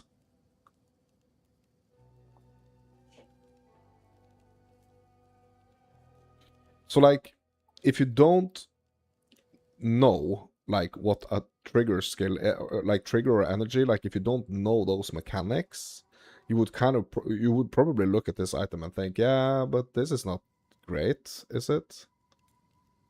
But if you really know how trigger and energy works, like if you're playing like a trigger energy focused build, it is probably pretty crazy. It's just that we don't understand. We don't have the deep knowledge of trigger and energy, I guess. I mean, I think it's a good item, right?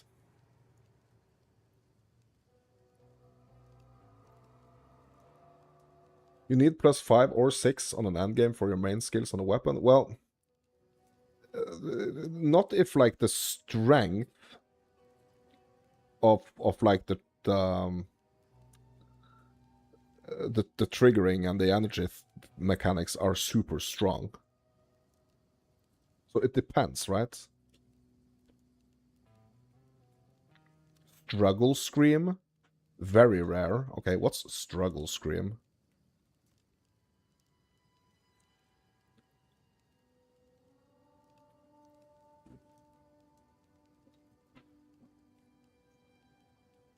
It's an amulet.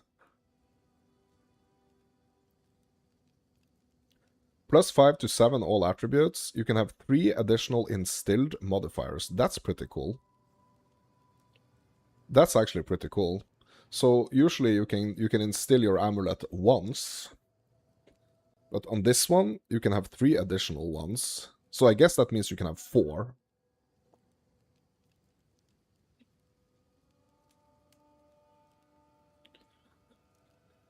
When do you think they will add armor set bonuses? Bro, I don't know if that's ever gonna happen. Because we don't have any set pieces specifically in this game, right? Do we? We don't, right? Yeah, so the Struggle Scream, kind of interesting, to be honest. It's kind of interesting.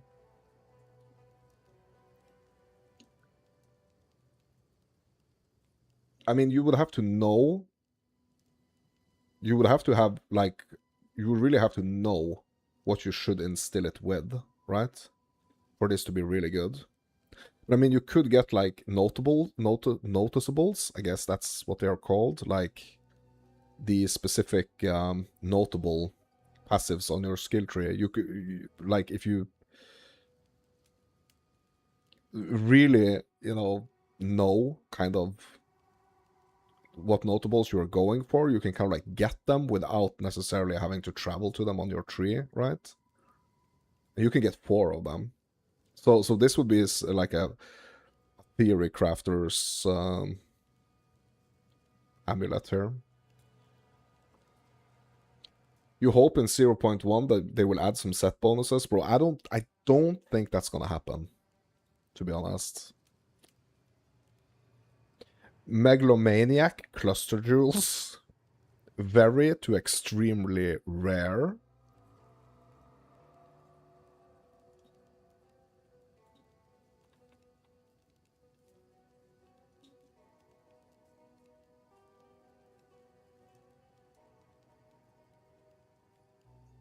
Okay, so there's 2 different versions of them. It seems like one is adding 3 passive skills. And one is adding 2. Allocates 2 or 3 random notable passive skills from the passive skill tree. It cannot roll the same passive multiple times. Okay, so it is a notable. 0.1 is supposed to be bigger than 0.5, so who knows, bro? You have to keep dreaming. Dream big. Okay, but this is interesting. So by just like the initial look at it, I was thinking like a passive skill. Okay, what type of passive skill? But if it's a notable? But it's like 2 or 3. Okay, it's random notables. So it is kind of similar to the, almost kind of a little bit similar to the amulet. Right? But it's...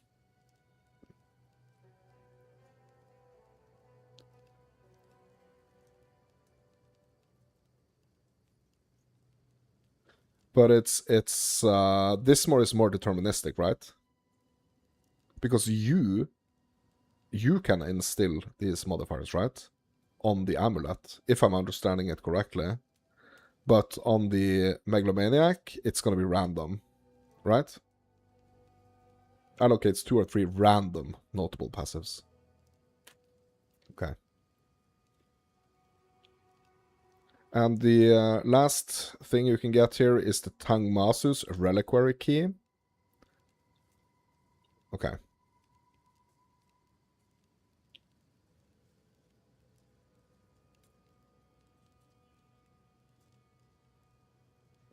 Okay, moving over to Breach.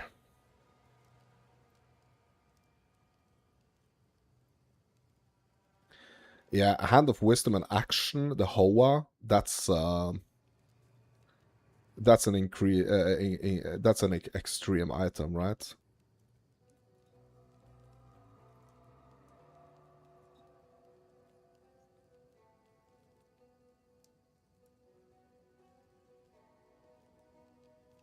Oh no, it's not the one I'm thinking about.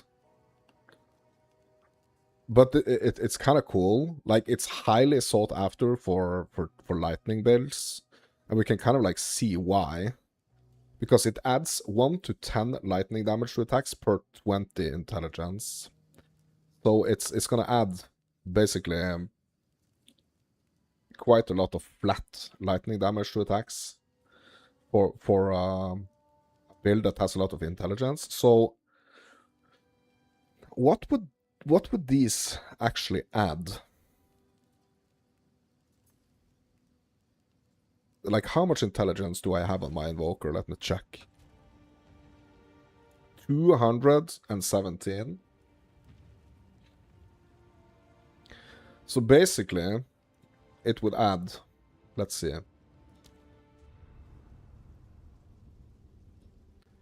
So basically, it would add 10 to 100 flat lightning damage.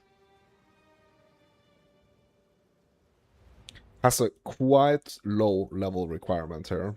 33.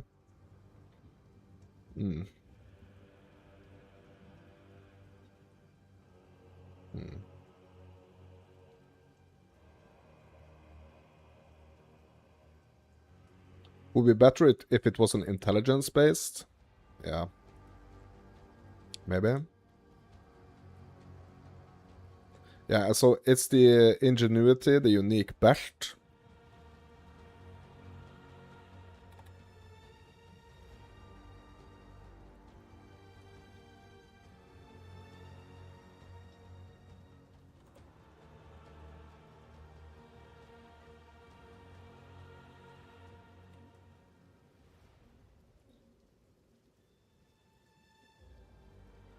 Reduced charm charges gained.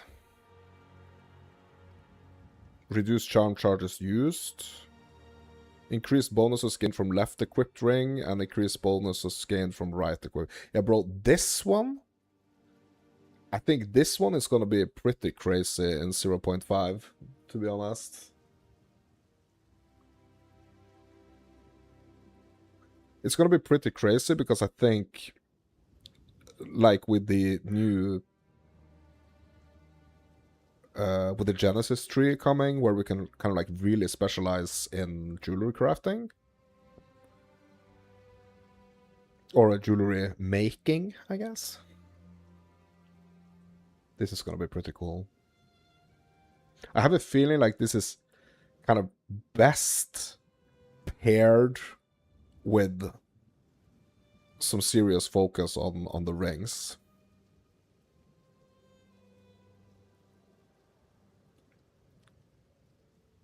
You had that on your Lightning Ranger, okay.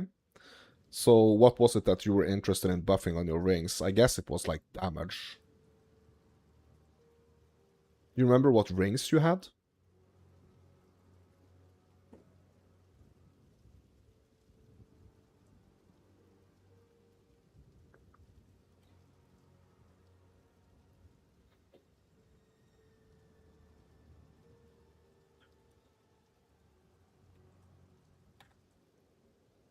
Pragmatism. Another increased armor and evasion. So is the Arbiter the only one that like includes all of them, like armor, evasion, and energy shield?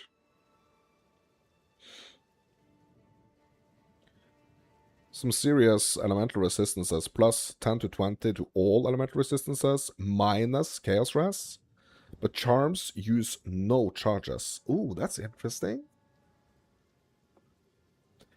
That's kind of interesting. So you could kind of counter that with just wearing. You could counter that chaos minus chaos resistance with a chaos charm.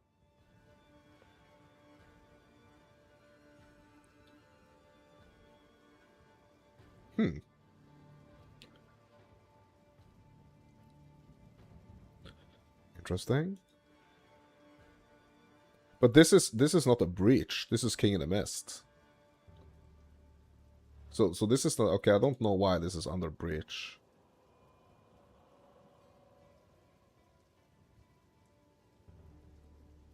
I don't know if this is just wrong here.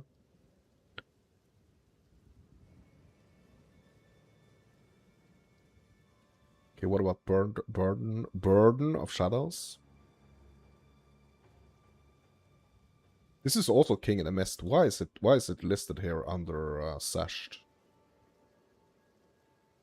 That's weird.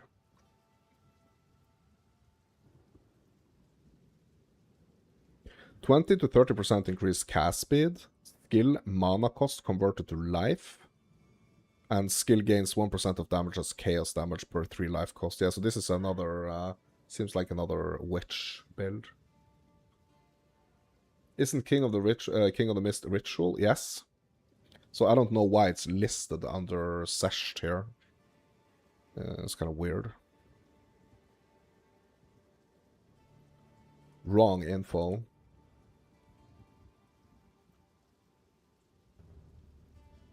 Yeah, that's weird.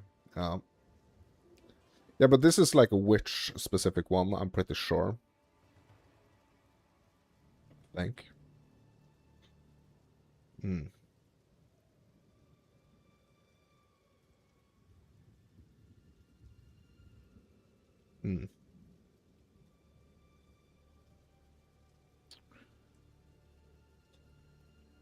Okay, from nothing. Yeah, that's also a King in the Mist one.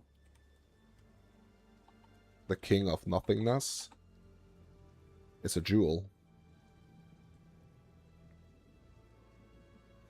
Passives in radius of passive skill can be allocated without being connected to your tree. That's another 1,000 freaking 1,000 radius. They missed the right category. Yep. Very interesting though. This radius, but the picture you sent me, that was the largest one, right? So this is a medium. I think the other one was also a medium.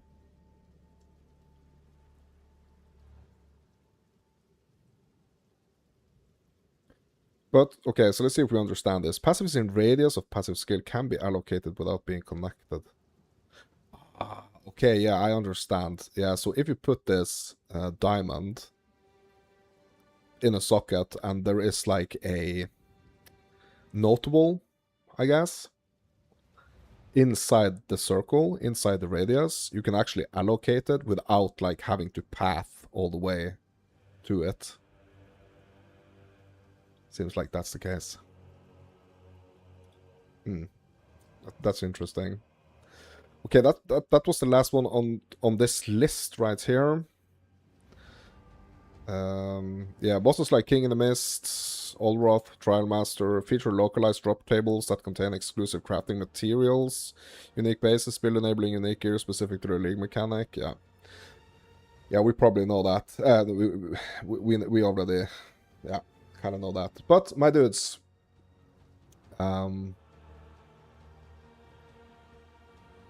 it's 13 days and 2 hours, basically 1 hour and 46 minutes until the release. I'm gonna keep watching the news. I'm gonna keep checking out for updates, keep doing upgrades, keep learning more as we push into the release of 0.5. It's gonna be the biggest, according to the developers themselves, it's gonna be the biggest freaking Path of Exile release ever. I'm super excited, but for now I need some food and some rest. So I'm gonna leave you guys at that. And yeah, I'm just gonna say, as I usually do, that I'm Mounts and Fairy Tales. And you guys are you. And I'm super happy that you're here, checking me out, checking all my shenanigans out, and yeah, joining me on this quite epic Path of Exile 2 adventure. It's I'm really enjoying it, so I hope you guys are too. But without further ado,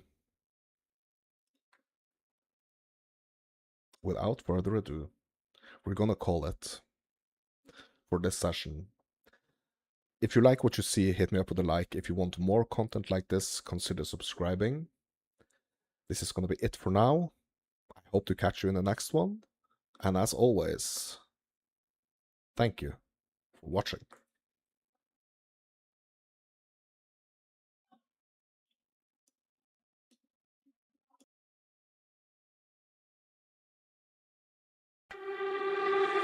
What's up, my dudes? This is Mounts and Fairy Tales. Welcome to my channel. Glad you pulled up today. I hope you're ready for a wild little ride. We're gaming for real now, and I'm smiling wide. So grab a snack and settle in. We're hitting start. Let it begin. Buckle up. Hold tight, my friends. We're about to go to the end. Mouse and fairy tales. Mouse and fairy tales. Like it if you like it. Subscribe if you want more. Mouse and fairy tales. Mouse and fairy tales. I love you all. Let's start the show.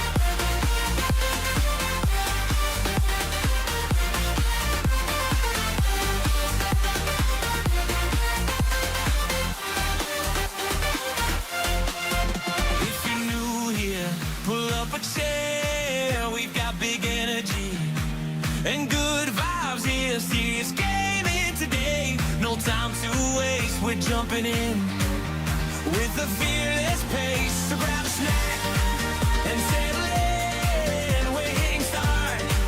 Let it begin. Buckle up. Hold tight, my friends. We're about to go to the end. Mouse and fairy tale. Mouse and fairy tale. Like it if you like it. Subscribe if you want more. Mouse and fairy tale. Mouse and fairy tale. I love you all. Let's start the show.